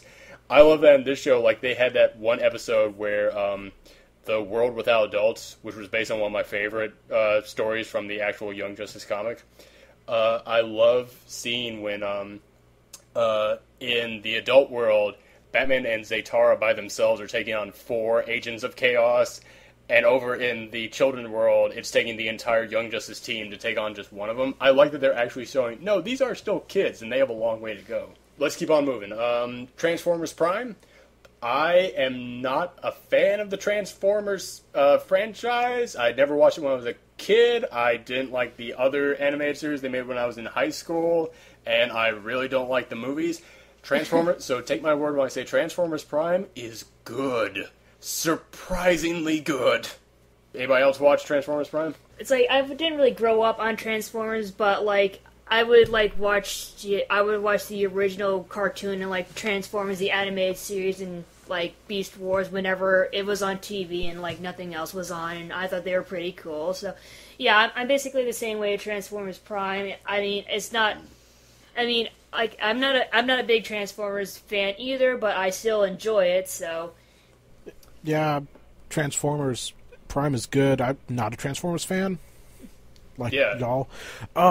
Speaking of Beast Wars, there was a show on Fox Kids called Action Man that has aged terribly, and it was all CGI. And I watched it just because it was all computer animation. God, I rewatched some of that show on YouTube because I thought it was going to be good. It's not good. The writing and animation is so bad. Oh, man. Did you guys watch G.I. Joe Renegades at all? Oh, yes. Yes. Oh, yeah. That was very good. They need to bring that show for a second season. They're They like, really no, do. we're gonna wait for the second movie, see how that goes. No, they had just something keep there. going, man. It really was. I love that it was like that Cobra in that is not this big. We're evil for evil's sake, and we're like, how are you making money? You're just aren't actually doing it. In which they actually show, no, Cobra is actually a big pharmaceutical company. Which, by the way, that's a political message if I haven't heard one. And I love that they're actually doing that in a kids show. In which they actually show Cobra is this big pharmaceutical corporation that has its fingers in, like, you know, they have like Cobra Mart and they have all these other businesses, and it's not, you know, a big army versus another army. No, it's, you know, the Joes is actual. They actually feel like real characters in there, and I mean, like when you see Duke's origin, that he was going to go all state until he busted up his leg, and then he joined the Marines, and you know, you see each of these characters feel very real, and they do so many things that only adults would get in that show. I really dug it. Like, there was an episode where oh god, what was his name? Roadblock, who when I was a kid, that was always my favorite member of the G.I. Joe, so I was glad to see him come back. In which he had to sneak into a Cobra banquet at Christmas, and so he was dressed up as Santa and said, "Yeah, I'm the entertainment," and he goes, "You don't look like any Santa I've ever seen." I was like, did they just put a comment about Cobra being racist into a kids show? Like, no one else is going to, like, kids aren't going to get that. But I was like, yeah, that's how, like, a corporation would kind of act in this situation. So I'm kind of like, yeah, they're trying to make this an adult show. Can we talk about the pink pony in the corner now? We have one more to go before we get to that. Yeah, one more on the list. We're getting there. You'll get your pony, don't worry. I want that to be the last of the hub shows that we talk about, because I also want to talk about, this is like half an animated show, because it's mostly live action, but they throw in animated bits. But if you enjoy a lot of the animated shows we've been talking about, this, I think, is a great humorous show to watch. Aquabat's Super Show. I don't know if you watch it, but I know that we both have seen it. I thought it was like the French version of the Wiggles. Like the promos for that, I was like, I thought this was like some preschool kids The Wiggles show. No, it was, which is weird. It kind of might feel like that because the guy who created the show and the lead singer of the Aquabats also created Yo Gabba Gabba. But no, the Aquabats, allow the oldest guy in the room to school you young folks on this. The Aquabats, when I was in junior high, the ska just got introduced to America, and it was becoming this big thing. And the Aquabats were this big ska band, and they were insanely popular because of how crazy they were. They were like guys who just wrote songs about being superheroes and beating folks up for not being cool, and it was just totally crazy. Like, look up some of their old music videos, and you'll see what I'm talking about. And they still put out songs. Like, they just released a recent album called Shark Fighter, which is all just about a guy who beats up sharks because his girlfriend got eaten by one. Like, that's the level of craziness they're at.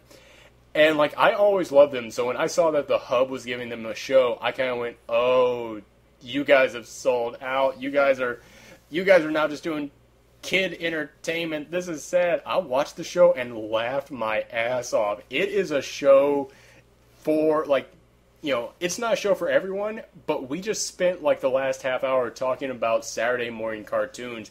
If you're an adult and you enjoy and you're digging a lot of stuff we're saying, Aquabat's Super Show is that level of just craziness to it. And, they know who their audience is.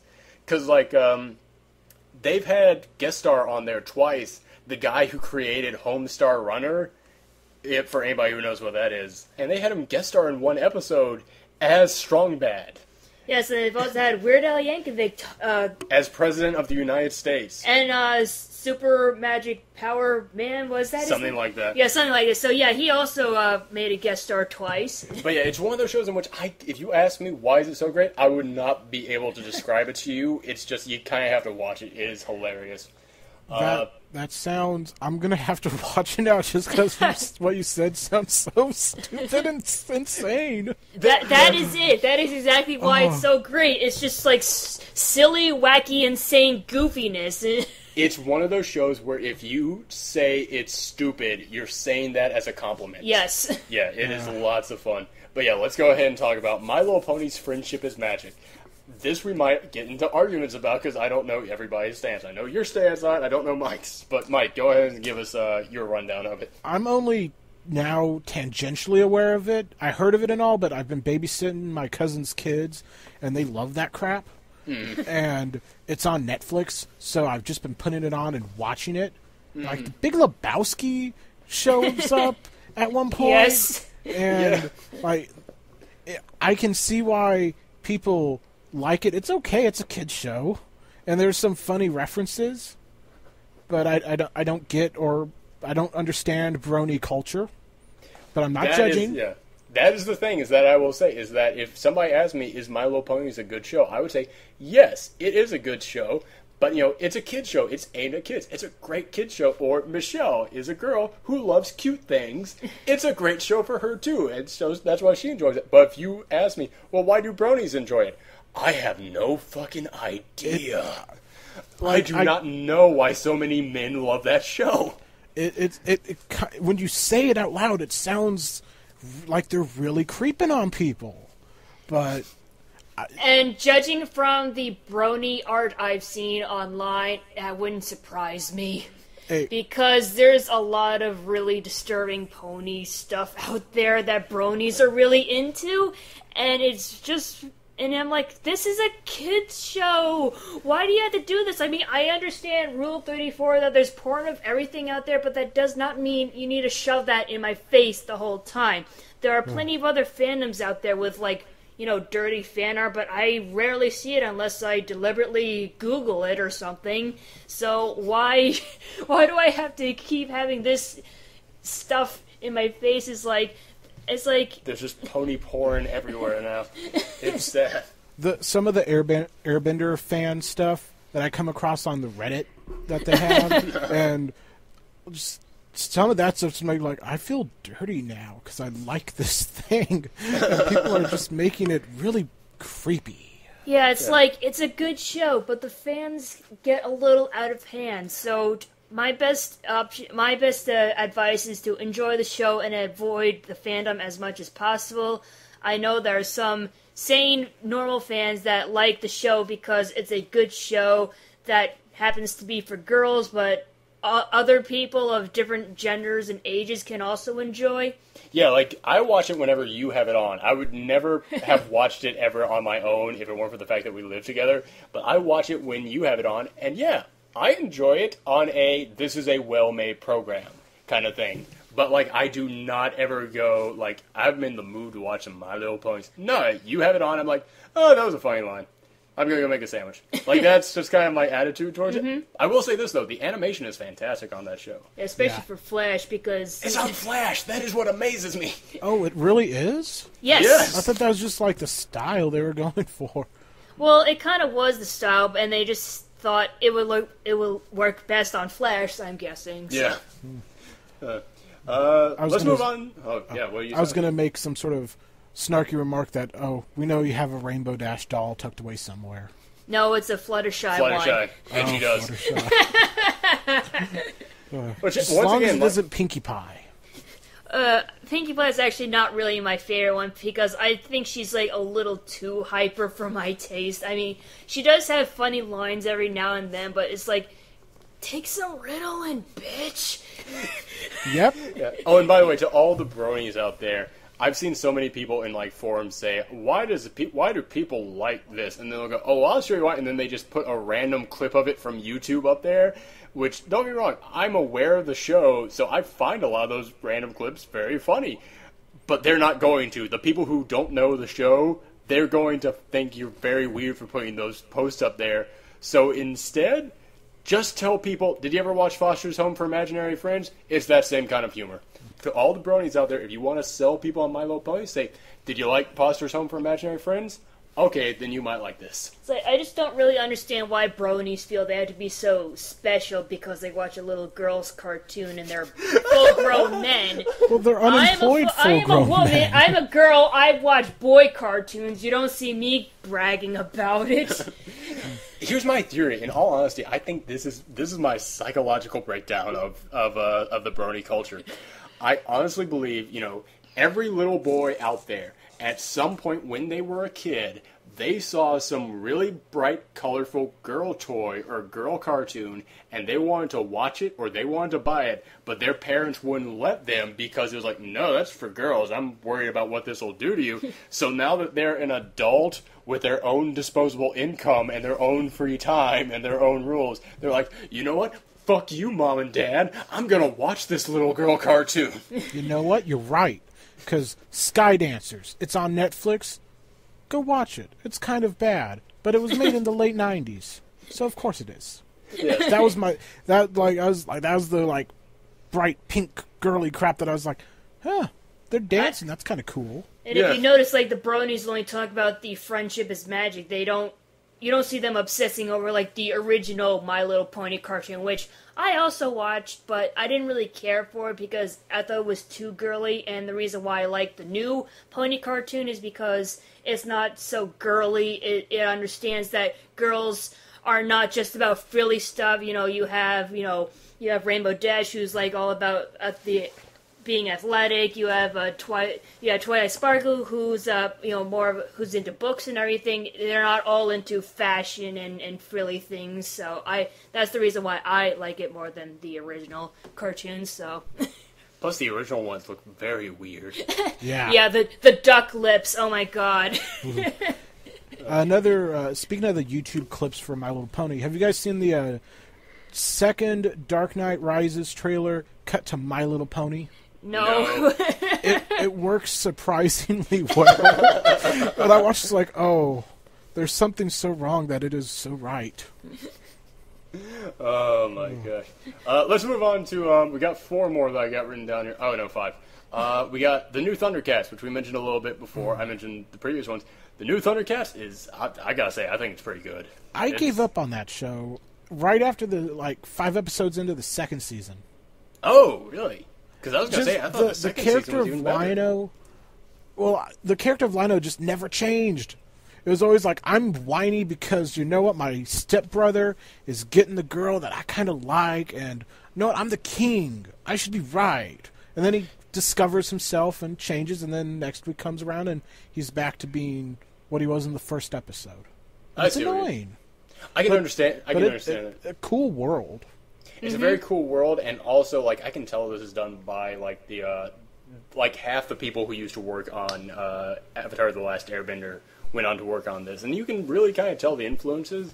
And yeah, I did not dig. You know, yeah, they do kind of have Lino go back to being get reset every now and again, but they do still do a lot of really cool things. Did you see the episode? I don't know if you watched up to this point, but it was in the second season where they find out Tigra's like origin. Holy crap! I was like, oh, that is really. Oh, I feel bad for Tigra now. He was going to have togetherness, and then they took it away. That is such a good episode. Yeah, it's like it's one of those shows in which if you were going to sell someone on that show, that'd be the episode to show them. Same goes for the one where they kill him, and then he goes in the spirit gem, and he makes the deal of, no, I just need to save my friends, and then I'm good.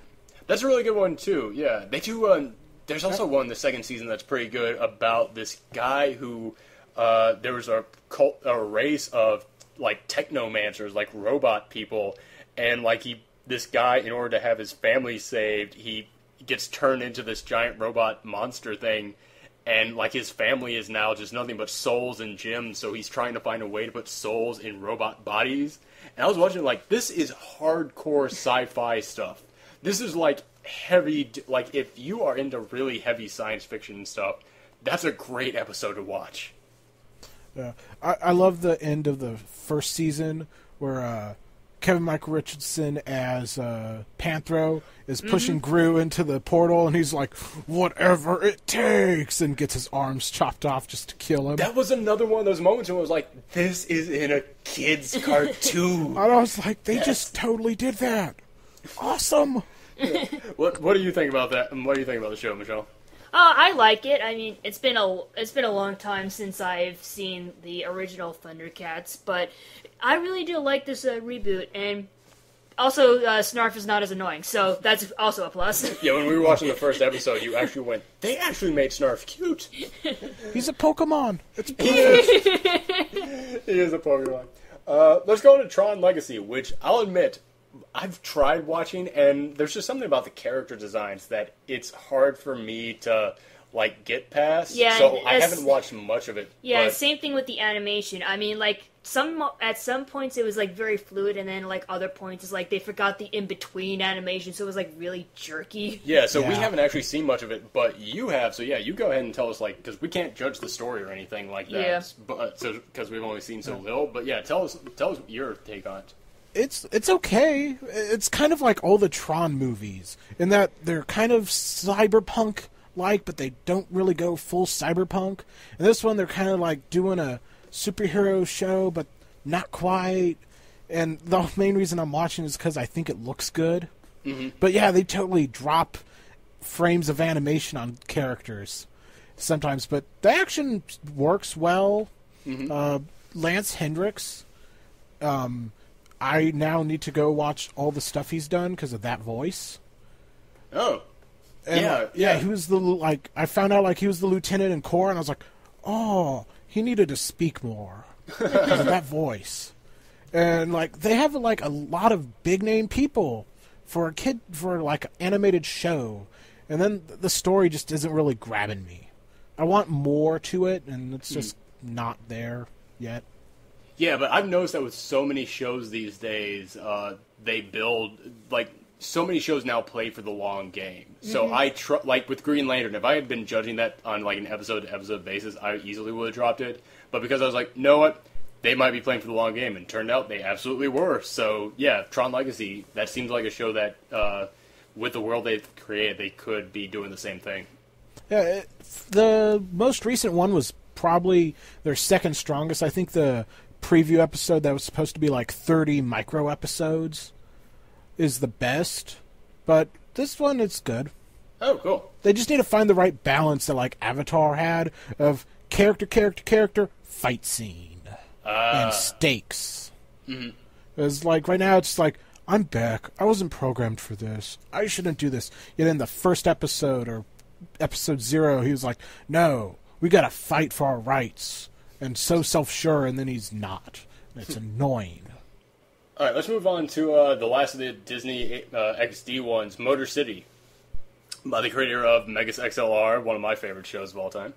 Motor City, it's one of those shows in which I would give the style of it and the animation an A. I'd give, like, the story a C, except that I'd give, like, the stories and characters a C, except in, like, the last 3 episodes, it has started to get better. I have started to enjoy it more. I think it was ever since they introduced this character of the Duke of Detroit, has kind of added an element to it that I've been enjoying more. Yeah, it's like the first couple of episodes, you're basically trying to get to know the characters, like, and their situation, but you pretty much already know what it is just from the intro, and it's kind of cliche at first, I will admit, but, you know, then like you said, you get introduced to these other characters, like the Duke of Detroit, the Vendetta guy, the, Kiara, the plant people, the mutant who got mutated from the pollution and everything, and it's like, ooh, I know for a fact that these characters are going to show up again, and I want to know how they fit into the plot line and everything, and what they're going to do, and how they're going to develop, and so on. So, yeah, even though the story did take a while to develop it, I still think it's a very good show, especially the animation. I and the character designers. I'm just really in love with it. It is, and like there's so many characters that they play for laughs. Like there's this character of Texas, or there's this other character who is like the second in command of the evil guy, but he's like this total dumbass. And both those characters I really can't stand because they go too far with it. But like with the Duke of Detroit, I watched that and it was like, this character, they actually got the right balance of really wacky and crazy character, but not to an annoying point. Like, they got the combination right, and ever since then, the second-in-command dumb guy has not been seen, and Texas has dialed back his stupidity, so it is almost like they learned their lesson. It's become less Texasified. But yeah. But yeah, have you happened to see the show? I've seen the previews for it now because of Tron, and I thought it looked kind of stupid, but I'll give it a look. It's one of those in which I would be hard to recommend, give a full recommendation to for anything other than the animation at this point. But like I said, it is getting better. So it's one of those in which by the end of the season, I might fully recommend it to people. It's like I'm happy to watch it. Each week I am now happy to watch it because it is getting better. So I am looking forward to what happens with it. But now let's go into, we've only got 2 more things to talk about, and these are like the more adult cartoons. Futurama, which came back with its season premiere. We already talked about this a little bit. You feel it's gone on too long. We thought it was going on too long, but now has gotten better on Comedy Central. I'm really digging that with Comedy Central. They're letting them do more of just like, because it's written by total nerds. I own the DVDs and I've listened to the commentary. It's written by absolute nerds. Like, they might as well be rolling D20 dice while doing the director commentaries. And Comedy Central seems to let them go, you know what, you know that science shit, go ahead, do what you want, we're not going to interfere. And I feel it's working for them for the most part. They do some episodes where they go too far, like the episode where they all switch genders, which was like, I don't know, that didn't jive with me. But most of the episodes I do still really enjoy. I just never have gotten what's funny about it, which is a total cop-out of, like, I don't like it because I don't think it's funny. But, well, no, I mean, comedy is, oh god, what's the phrase? Comedy is, it changes from person to person. Like, everybody digs a certain thing differently, and yeah, I mean, if it's not for you, then yeah, no one's gonna judge you for not finding something funny. Yeah, like that and Family Guy, just two shows I'm just like, yeah, not for me. Exactly. I do like Futurama. I don't like Family Guy. Not anymore. It's just... Let's go into our final one, which is Fox's big animation domination block of Simpsons, Family Guy, Cleveland Show, if that still exists, don't know, and American Dad. I've almost completely stopped watching any of those shows. Simpsons, like I said, it got to such a dark place for me where like, this is painful to watch. And then one day I was bored, and I went, you know what, I'm just going to see how bad this still is, and go on Hulu and have it on in the background. And I was actually laughing pretty thoroughly at, like, it's not nearly as good as it used to be. It's not even close. But it's now, I don't feel bad anymore. It's now like, alright, it's fine now. Family Guy, I absolutely loved when it began, and then I don't know what happened when it came back from the break. It got popular on Adult Swim, and I think that just warped everyone's expectations. I think it warped everyone's expectations, but also most of the people who used to write for that show left during their cancellation break to go and work for American Dad. So I've mentioned it before on the show. There's a condition in television known as the inmates running the asylum, and it totally happened with The Simpsons, where all the original writers leave, and all of like the second generation writers leave. And now the new writers they bring in are just people who grew up as fans of it, and now they just write fan fiction. They just write the jokes that they enjoy. And because of that, it just doesn't really make sense anymore. And I think that after they came back from their cancellation, they were just like, they just got all the people who so badly wanted Family Guy to come back, to come on and write. But also, Seth MacFarlane is one of those guys who, when you give him power, he kind of turns into a douchebag and just says, you know, yes, I'm just going to do whatever I want. And he's like, no, you got to put a story in there too, man. That is also an element of television.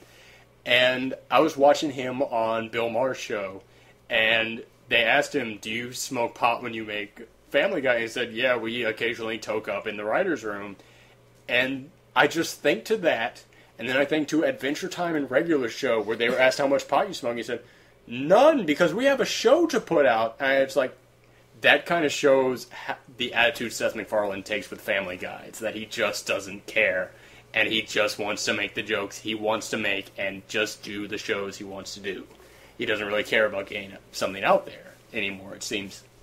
Are you interested in Ted at all? No. Ted, to me, seems, once again, just like Seth MacFarlane. Like, every single commercial I've seen for that just seems like jokes that are there by themselves and don't really go anywhere. But that could just be the way they're trying to sell it. For all I know, there is some kind of a story there. I thought the Red Band trailer was really kind of funny, but it just doesn't look like something I'd pay to see in theaters. I know, when it comes on Netflix Instant Queue, which I can guarantee you it will, I will gladly watch it and see what I think of it then. I'm not paying to see it in theaters. Although I will admit, in that Red Band trailer, when Marky Mark starts doing the list off of all the hillbilly girl names, I'll admit I laughed at that. I can't laugh at that part. But once again, that's a Seth MacFarlane joke. That has nothing to do with anything. It is just a random joke you're throwing in there to be mean-spirited to people with those names. I just feel like the only reason why Seth MacFarlane wanted to make a movie was so he can get away with all the even more stuff that he couldn't get away with on TV, and that's why it has like an R rating. In fact, I'm surprised it doesn't have like an NC-17 rating. That's a very good point. Because seeing as how Seth MacFarlane actually made a Family Guy episode where Lois gets an abortion and like all this other, and he does so much other crazy shit on that show. Just thinking about the fact that he is now being given the ability to do whatever he wants with no restrictions, it really kind of worries me about Ted, because, like, dude, no one man should have all that power. As the great Kanye West once said, who is a man in and of himself has been given too much power. It's a Kanye West song. It was playing all throughout the trailers for Limitless, if that brings back any memories. That song goes with everything. If Giant Bomb hasn't Giant Bomb is proven, it goes with everything. Everything. let's see, what other shows on there? The Cleveland Show. Cleveland Show was just a mildly toned down Family Guy, and meh. No one cares about Cleveland Show. Yeah. Although the last of the shows, American Dad, I will admit, huge guilty pleasure of mine. Which, one of the reasons why I really like American Dad so much is because Seth MacFarlane only does voices. He doesn't write anything on there. He just gives them money to help produce it and then comes on and does the voices. Aside from that, he leaves it alone. And to me, American Dad, it's not that good anymore. It has totally jumped the shark. But they still do episodes I absolutely love, like the one where CeeLo Green was the voice of the hot tub in the Little Shop of Horrors parody. Which, for anybody who's seen the episode, you know what I'm talking about. For those of you who haven't, I sound like a mental patient at the moment. But it's an episode that gets the combination of really crazy jokes right. Like, they still let a story happen, but all those crazy jokes that Family Guy would say for a cutaway to something that means nothing. If American Dad is going to do a joke like that, they do it in the episode. They have it be continuity. And they don't do it every 20 seconds. They actually, only get really super crazy when they feel it serves for the story.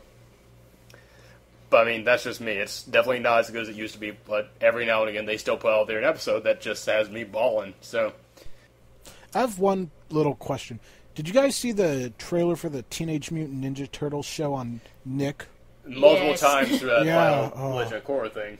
I thought it was a Lego video game. Oh my god, it does look like a Lego video game. It's like, to me, it looked like they're trying to combine the CGI of the TMNT movie back in 2000 or whatever, and the anime-esque of Teen Titans, and it just didn't mesh well at all. Michelangelo is voiced by Beast Boy. That could be what they're going for.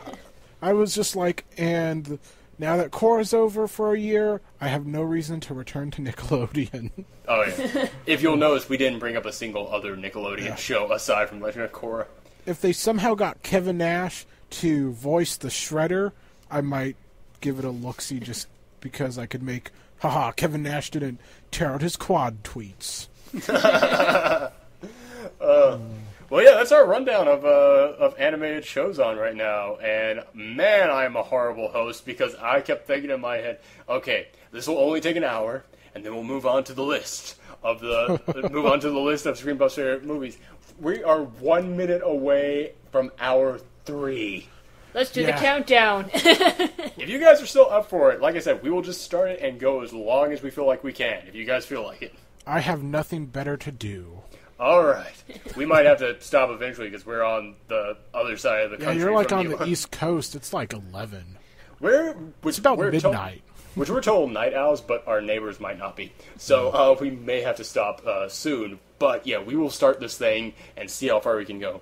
Once again, let me just give everybody the rundown of what the Screen Pup's favorite movie countdown list is.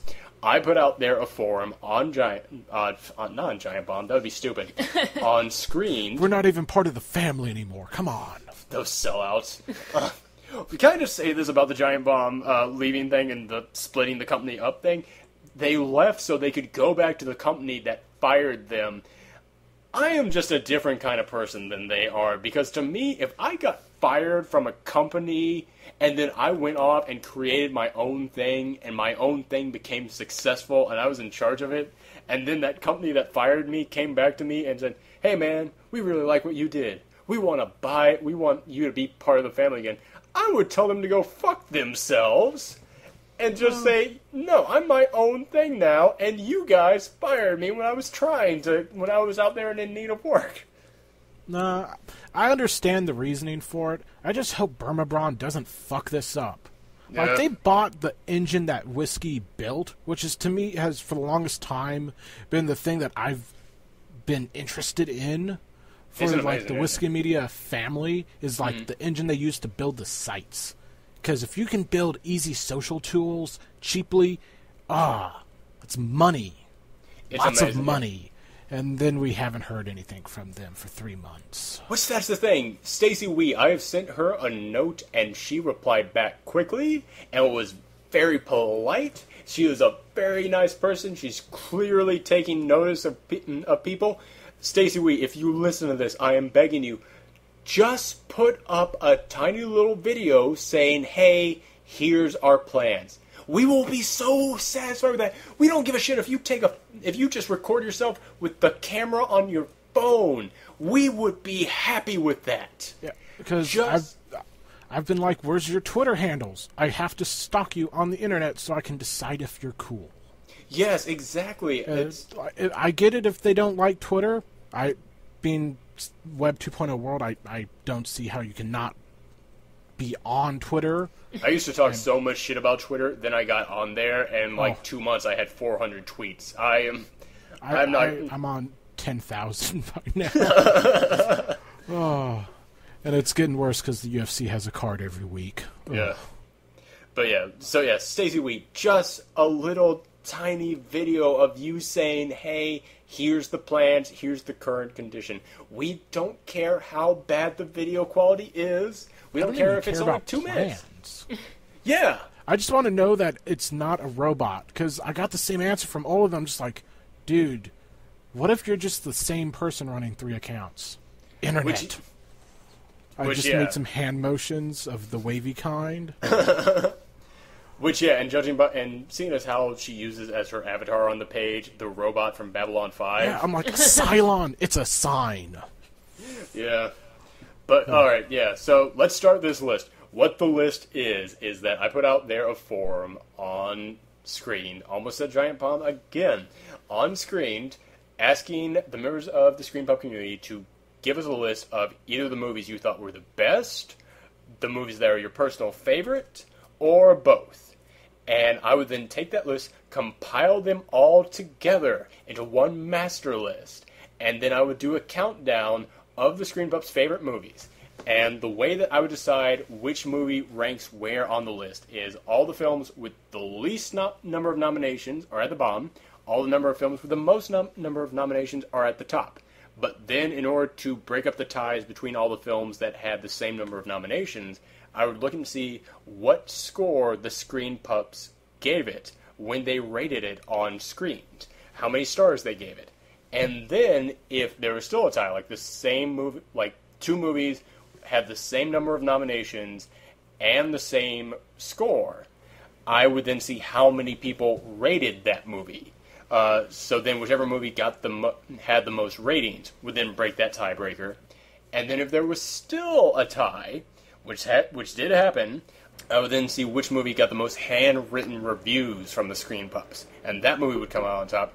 And then, if there was even still a tiebreaker then, which did happen, I just gave up because there's no other way of rating it on screen, and I just saw what the Rotten Tomatoes score was, and went with that. So that's it. We got 461 movies. We actually got more than that because last week I did the honorable mentions, because you have to have at least 5 ratings in order to get on the list, so all the ones that didn't got on the honorable mentions. We are going to now begin it at number 461 is scroll up, and we're just going to do this today until we get tired. Well, tireder, because we're tired already. We're just going to let you list off all the movies. We're just going to Oh yeah, let me just say, there's 2 ways that we can do this, because there's a lot of movies. I can either do it kind of like how in the lightning round, where each say just like one little quick thought about each of the movies, or I can do it in a game show format, I guess, where I just keep listing them off until one of you guys buzzes in and tells me I want to talk about that movie. Let's buzz in, but keep it quick at the same time. I agree with you on that, yes. Which a lot of these, I think we can do. I think we can keep it quick. Yeah, out of the first 50, I only want to talk about 3. Yes. All right. It's eclectic. Yes. All right. So number 461, and no, I'm not going to continue telling you the numbers. You just got to figure these ones out. Number 461, The Final Sacrifice, had a rating of 1.6 stars out of 9 people seeing it. Final Sacrifice is one of the most classic episodes of Mystery Science Theater 3000 ever, which makes me wonder if that's what the guy put it on there for. But hey, it goes to show For every movie out there, there's someone who's gonna love it. All right. Next up, Man of the Year, Looney Tunes back in action. Revenge of the Creature, the sequel to Creature from the Black Lagoon. Mission Impossible 2, which is a movie. Huh? I want to buzz in on that one. Okay. We talked about how Newsroom is unadulterated Sorkin. That kind of felt like John Woo just going, y'all think I just do these things. Here, I'm going to do them. I'm going to do them now. Yes. That movie made no sense, and the action wasn't even that good. Mission Impossible 2, there was a moment where a character is in disguise as another character, and then while in disguise as that other character, has a flashback to something in that character's life. That is some pretty badass technology that can do that. Alright, next up, Star Wars Episode 2, Attack of the Clones. We're trying to be nice about these movies, so I'm going to keep going. Captain Ron, one of the first times I saw breast in a movie. Last House on the Left, the remake. Not the original, the remake. Matrix Revolutions. The Fly 2, one of the grossest films I ever saw. I have a question about The Fly 2. Is it a sequel to the... Jeff Goldblum one. Oh, I didn't know they made a sequel to that. It was so, low budget, and it was about, his son, which was this now, monster fly creature. It looked like a normal child, but then it could, transform at will into this big freaking monster.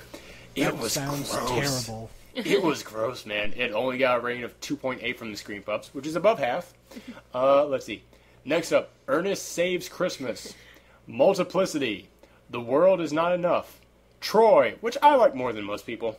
I'll admit that. Star Trek 3, The Search for Spock. RoboCop 2. Ace Ventura, When Nature Calls. Let me just say, the original Ace Ventura, not on this list anywhere. The sequel is, not the original. I just want to say I was probably one of the few people who didn't like the sequel. I mean, I just thought it was, too gross. It's pretty gross, but I will also say this. I didn't realize this until I was older. Ace Ventura 2 is not a movie. Ace Ventura 2 is a selection, it's like a sketch comedy show. Because every single, place he goes is, its own scene that has nothing to do with anything else. And he does his own jokes. Which, I'll admit, I can't give it a bad rating, because I laughed at those jokes. But it's definitely funny. I did find it funny. I just thought, there were certain scenes that were a bit too gross for me. Yeah, exactly. I did laugh at those jokes. But yeah, it is such a weird movie, because each scene is its own thing. It's totally separate. But yeah. Next up, Rush Hour 2. Once again, the original Rush Hour, nowhere on this list. Is that going to be a thing, nothing but sequels? It's kind of it's a theme so far, because the original Fly is not on this list either. Nor is Creature from the Black Lagoon, not on this list. Alright, next up, Fast and Furious, Tokyo Drift. That was my favorite of the original 3 Fast and the Furious movies, actually. Really? Cool. Well, just because the second one was so terrible, really. Tokyo Drift was the only Fast and Furious one I've seen. Oh, what'd you think of it? Oh, it was cool, but... there were cars going through them, it's what I wanted. Let's see. The Omega Man. I really dig it. Great 1970s Charlton Heston film about him being the last man on Earth. That's always a concept I enjoy. Done very well. Tango and Cash. The Godfather Part 3. Once Upon a Time in Mexico. Napoleon Dynamite. Can I just say, I feel like Napoleon Dynamite is a bit overrated. It's one of those movies in which it's one of those movies in which it's not for me, but I'm not going to fault anyone for liking it.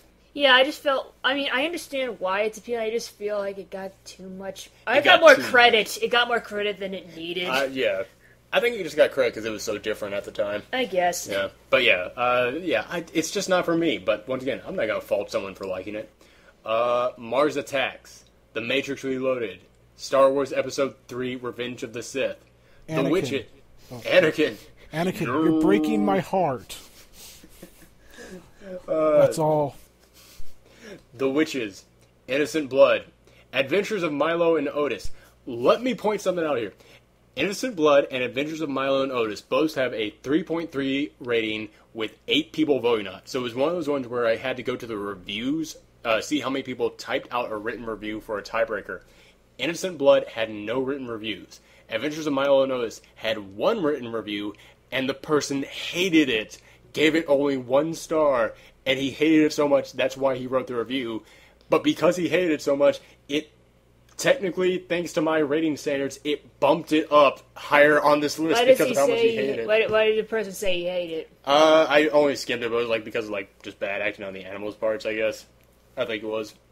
I would figured it was because of shit tons of animal abuse, but oh yeah, yeah. You were telling me that is a film that is terrible for its animal rights abuses. Yes, I didn't realize when I was little. I was like, oh, the little kitty is playing with a bear. Ah, and then and then I'm always like, holy shit, what the fuck? Let's see. Next up, Conquest of the Planet of the Apes. I know this is Lit Rock's favorite one of the Planet of the Apes films. Go and listen to my second episode of Speak Screen Pup Speak to hear him talk about it. Oh, this is weird. I didn't even notice this happened. Next up, Beneath the Planet of the Apes, where Charlton Heston blows the planet up with a nuclear bomb because he said, fine, I will be in a sequel to this movie, but I don't want to be in any other one, so you have to give me a script that guarantees I will not return. So they blow the planet up. You maniac, he blew it up. Let's see. Hard Target, Across the Universe. I want to speak on that, the Across the Universe one. Mm-hmm. It just cemented my disinterest and overall thought that the Beatles are overrated as a band. I just wanted to say that. All right. Yeah. I'm going to distance myself on that one. I just want to bring on the hate. Just give me some internet hate. I was going to say, we are going to give our Twitter handles at the end of this. You sure you want that? Let's see. Okay. Next up, Willow. Bill and Ted's Bogus Journey. Which, by the way, Bill and Ted's Excellent Adventure actually is on this list. So this is one of those sequels where the original is on the list. Top Gun. The Mask. Predators, the sequel to Predator. You know what? I like Predators. I will say that. I do like that. I think that is a pretty badass sequel. The one with Adrian Brody? Oh, I thought you meant the sequel to original Predators. No. Yeah, that's Predator 2, the one where he goes to New York or something. Oh no, it was L.A. He goes to L.A. and Danny Glover as a cop is being hunted by him. Which is an alright one. But no, Predator's is the one with where Adrian Brody, who should not be an action hero, turns out to be a badass action hero, and it's basically the worst criminals and worst killers on the planet Earth are teleported to a predator hunting game world to be hunted by multiple different predators. It's a pretty badass film, and Topher Grace is really good in it. I will say that. And Walton Goggins. That dude's got a crazy forehead, and he's unjustified. Let's see. Last Tango in Paris. The Igor Sanction. You Only Live Twice. Idiocracy. Idiocracy has the scariest opening of any movie I have ever seen. I will say that. It basically says that evolution used to ensure that the strongest and smartest would survive, but thanks to our technology, now the stupidest have the most children, and the smartest are the ones who only have 1 or 2 kids. And basically it's about a man who goes into the future and sees the whole world is full of dumbasses. It's not meant to be a horror film. It's kind of a horror film. Wayne's World 2. Alright. School of Rock, which I liked way more than I thought I would. After that, I started hating Jack Black. Really? Was it because of that movie, or...? No, I liked him in that movie, and then he started being in everything. Okay, like in the commercials, in the movies, everywhere. Okay, yeah, okay. That I'll agree with. Yeah. It was, he jumped the shark after School of Rock. School of Rock was bam, and then he went too far. Where was I? Sleepy Hollow. Blade Tim Burton 2. One? Huh? Yeah, the Tim Burton one. Oh, good movie. It actually is pretty good, yeah. Blade 2, which has a badass fight scene. It has one of my favorite badass fight scenes in there, with great music from the Chemical Brothers. Elvira, Mistress of the Dark. The Towering Inferno. I love those 80s celebrity-filled disaster films. I'll say that. Super Cop. Fright Night. Is it the... Yeah, the original. Okay. Which you love, yeah. Yes. Do you want to just go to the first 100 on the list and then stop? Because we're at We're actually at number 51. Yeah, you're right. We could go to the first 100. All right. Fright Night. Let's see. Kung Pao Enter the Fist. Moulin Rouge, Rocky 3. Rocky 3, I love the original Rocky. The rest of the movies I'm not so fond of. Rocky Balboa actually is a great way for that film franchise to go out. Rocky 3 to me, I didn't absolutely love it, but I really dug what they were trying to do, where they said now that Rocky is a success, he has gotten soft. He lost what he is as a person, lost what made him a fighter, and now you've got Clubber Lang, who is nothing but what made Rocky a fighter. Nothing but like a man built from hard times on the street, and had no success, didn't even have an Adrian of his own, and basically turned into a villain. I dug what they were doing in that one. I didn't, and also, I love whenever they have the former rival and former antagonist become the trainer and teach the protagonist all their tricks. Except that it was, they basically flat out said, Rocky, I gotta teach you how to fight like a black man. Which was, I don't know, maybe back in the 70s it would have been fine, but like to me it was like, this is just kind of racist. This is weird. Is this the one where he gets the brain damage and has to train people now and loses all his money after the Russia one? No, that was Rocky 5. Rocky 4 was the Russia one, which that's where he basically turned into a superhero and stopped communism. Which the one joke from The Simpsons that is really applicable is like the Rocky movies taught everyone basic Roman numerals. Yes. I just want to go back to Moulin Rouge and just say I really do not like that movie. Really? Why? They bastardize all the songs. There is little to no plot. I do appreciate the effects, the art, and everything, like the costumes and like designs and everything. But that's really all it has going for it, and that I really don't think that's a good enough reason why that more style than substance. Yeah. Yeah. That's like every Baz Luhrmann movie. It's just that, like, all my friends are obsessed with it and they love it, and it's like, what the hell's wrong with you guys? There's nothing there. It's just, if I wanted to see if I want to see a beautiful set full of nonsense, I could just watch a music video, which it pretty much was. There's, like, no point in having a story. It's just people singing poorly redone songs. It's the Glee of movies. Oh, no, wait, there is a Glee of movies. Yeah, that's coming out. It's called Pitch Perfect. Oh, I thought it was... actually, there's so many other movies I could have used for that joke. Let's keep going. Equilibrium? No, we skipped over Rambo. Oh, yeah, you're right. After Rocky 3, there's Rambo, Equilibrium, Lord of War, Crank 2 High Voltage, which is just pure nuts and craziness. Batman Returns. I want to do a cheap plug. Okay. Go read Batman Returns, one of my blogs where I wrote about it and decided it's not a good movie. That's the thing, is that Tim Burton read like one comic of Batman and said, okay, I think I got it. Oh, man. No. Just too many people. But, like, Danny DeVito was really good in it. But yeah, he was. Michelle Pfeiffer still scares me to this day. Let's see. Independence Day. Bucket of Blood. Ernest Goes to Jail. I can't remember. Is that the one where Ernest like turns into Magneto at the end and he gets like electric magnetic powers from being in the electric chair? Yes. I don't know, but yes. I'm just amazed that there's like two Ernest movies on this. Both from the same person. The same person put them both on there. Play Misty for me. This was Clint Eastwood's first job as a director. It's a movie about a disc jockey who has this woman keep calling him up, asking him to play Misty for her. Then he ends up meeting her at a bar, and they hook up and have sex. And then he says, well, I'm in a long-distance relationship, so how about we just keep fucking every now and again? And she's like, okay, that's fine. But then she turns psycho and goes totally crazy. And here's the thing, there have been other movies like this. In fact, this actually kicked off, this was one of those first movies like this. This actually kicked off several films after that, that kind of followed the same formula.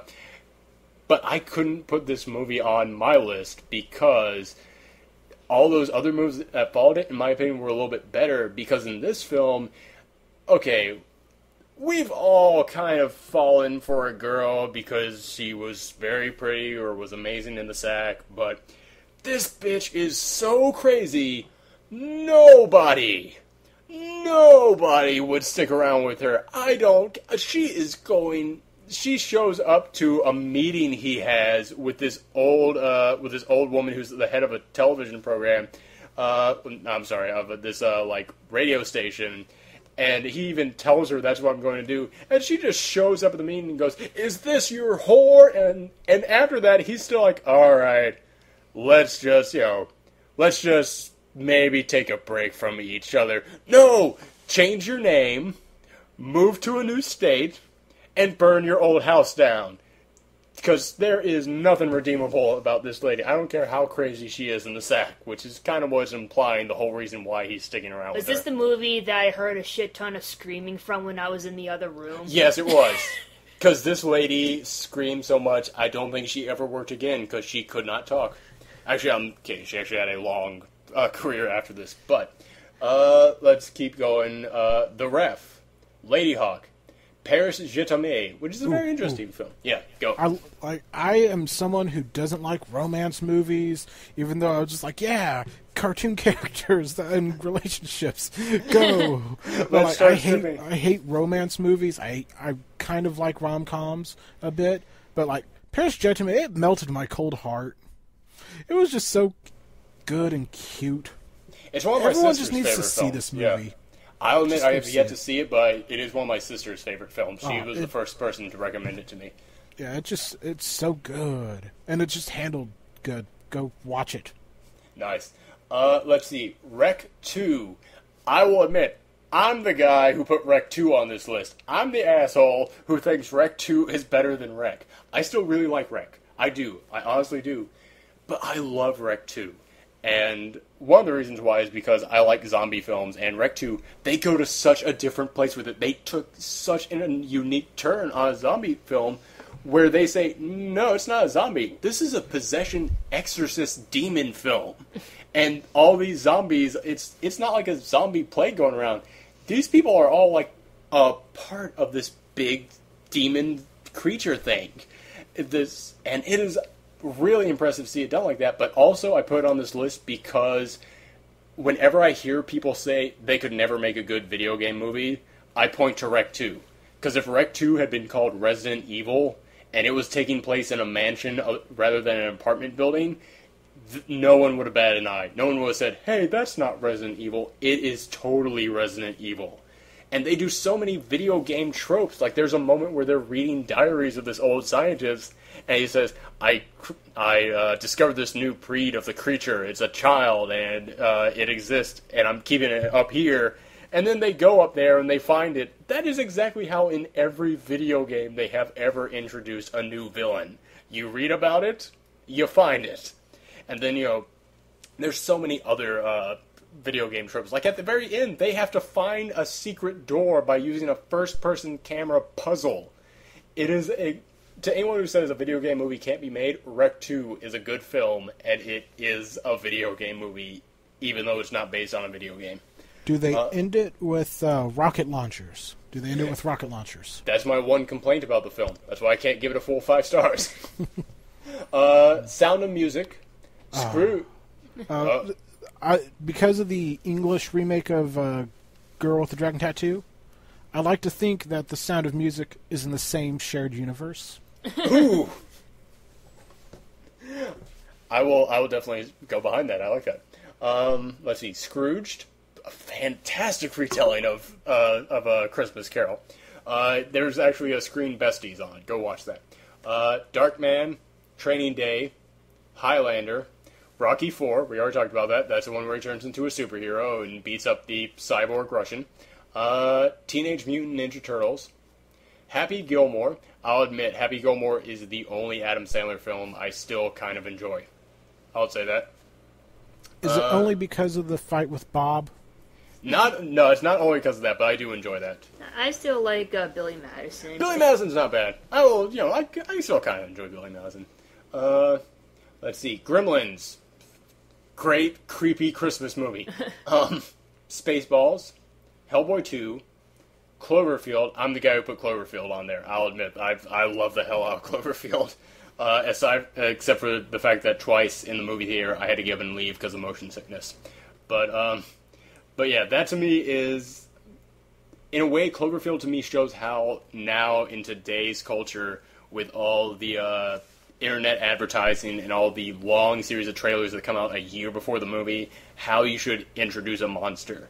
Because I'm tired of movies where they still try and hide the monster to the end, because we have advertisements that hide the monster a year before the movie comes out. We've already done our little, like, what's it look like time. We've already paid that due. In Cloverfield, they slowly build what the monster looks like until eventually you in your mind have fully assembled it. And then, like, halfway through, they introduce you to what the monster totally looks like. And, yeah, at the time when I saw it, I was living in Brooklyn, and as soon as I got out of the theater, I just looked across the river at New York, and I was like, fuck, man, I'm not going over there. And now I'm here. Next up, Juno. Michael Cera peaked with Juno. That's a fair argument. I can't agree or disagree. Because I can totally see your point. But also, so many people now hate Juno just because, what's her name? Diablo Cody has kind of become an annoying caricature of herself. Not her writing. I really dug Young Adult. I really dug Young Adult, but I think that so many people just think of Diablo Cody the person and kind of get annoyed at her, and because of that, people have kind of taken their anger out on Juno. Juno is still a good film.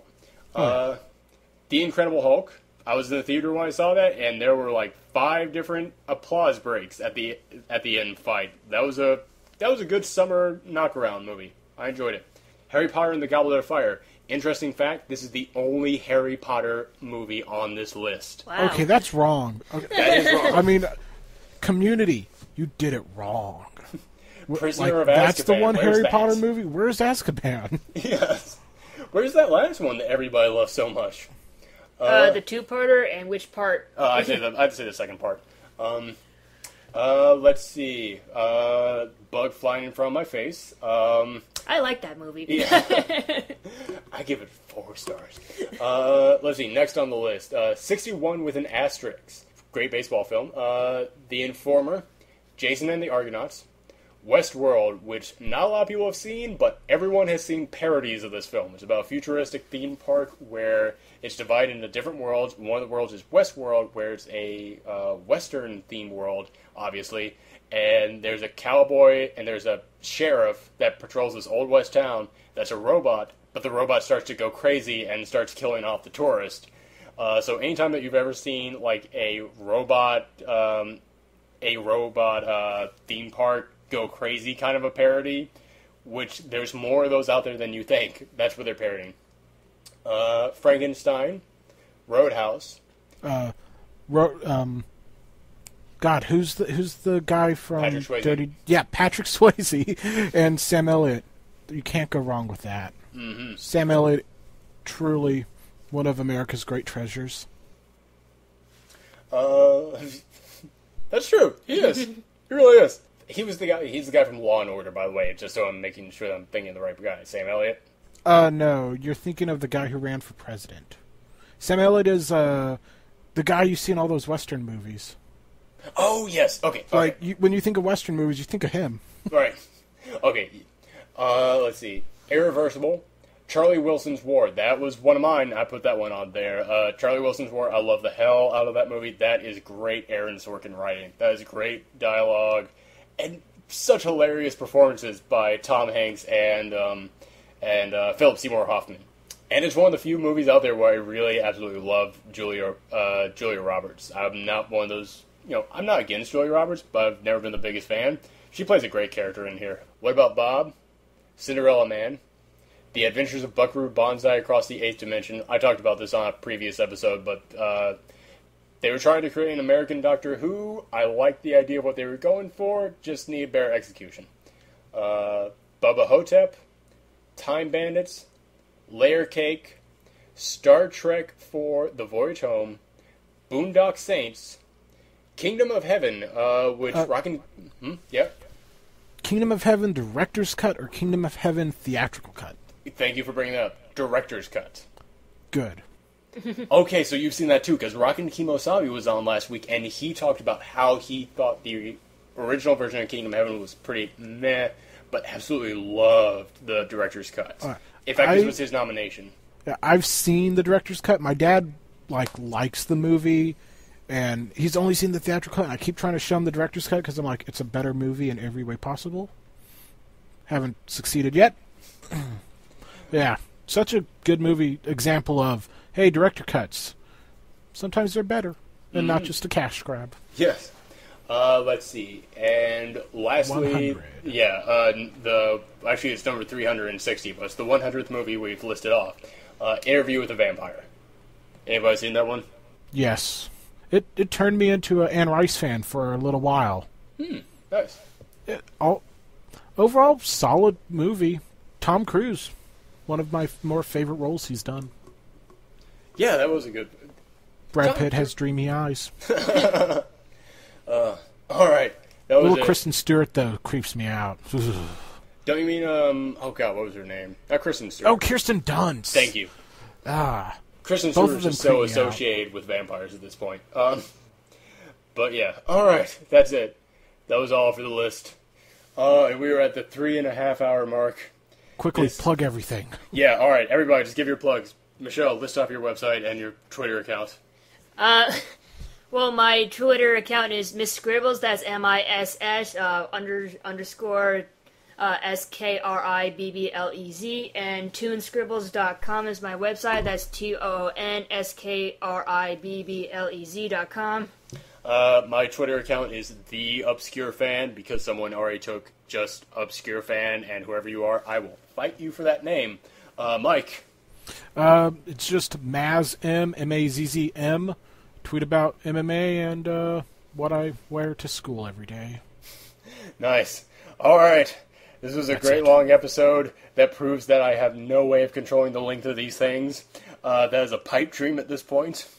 We are going to get something to drink. This was fun. This was Thank you for having me, man. It was nice having you. This was a great episode. We gotta have you back on again. Cool. But yeah, until then, Screen Pups official sign off to come later. See ya. Bye. Bye.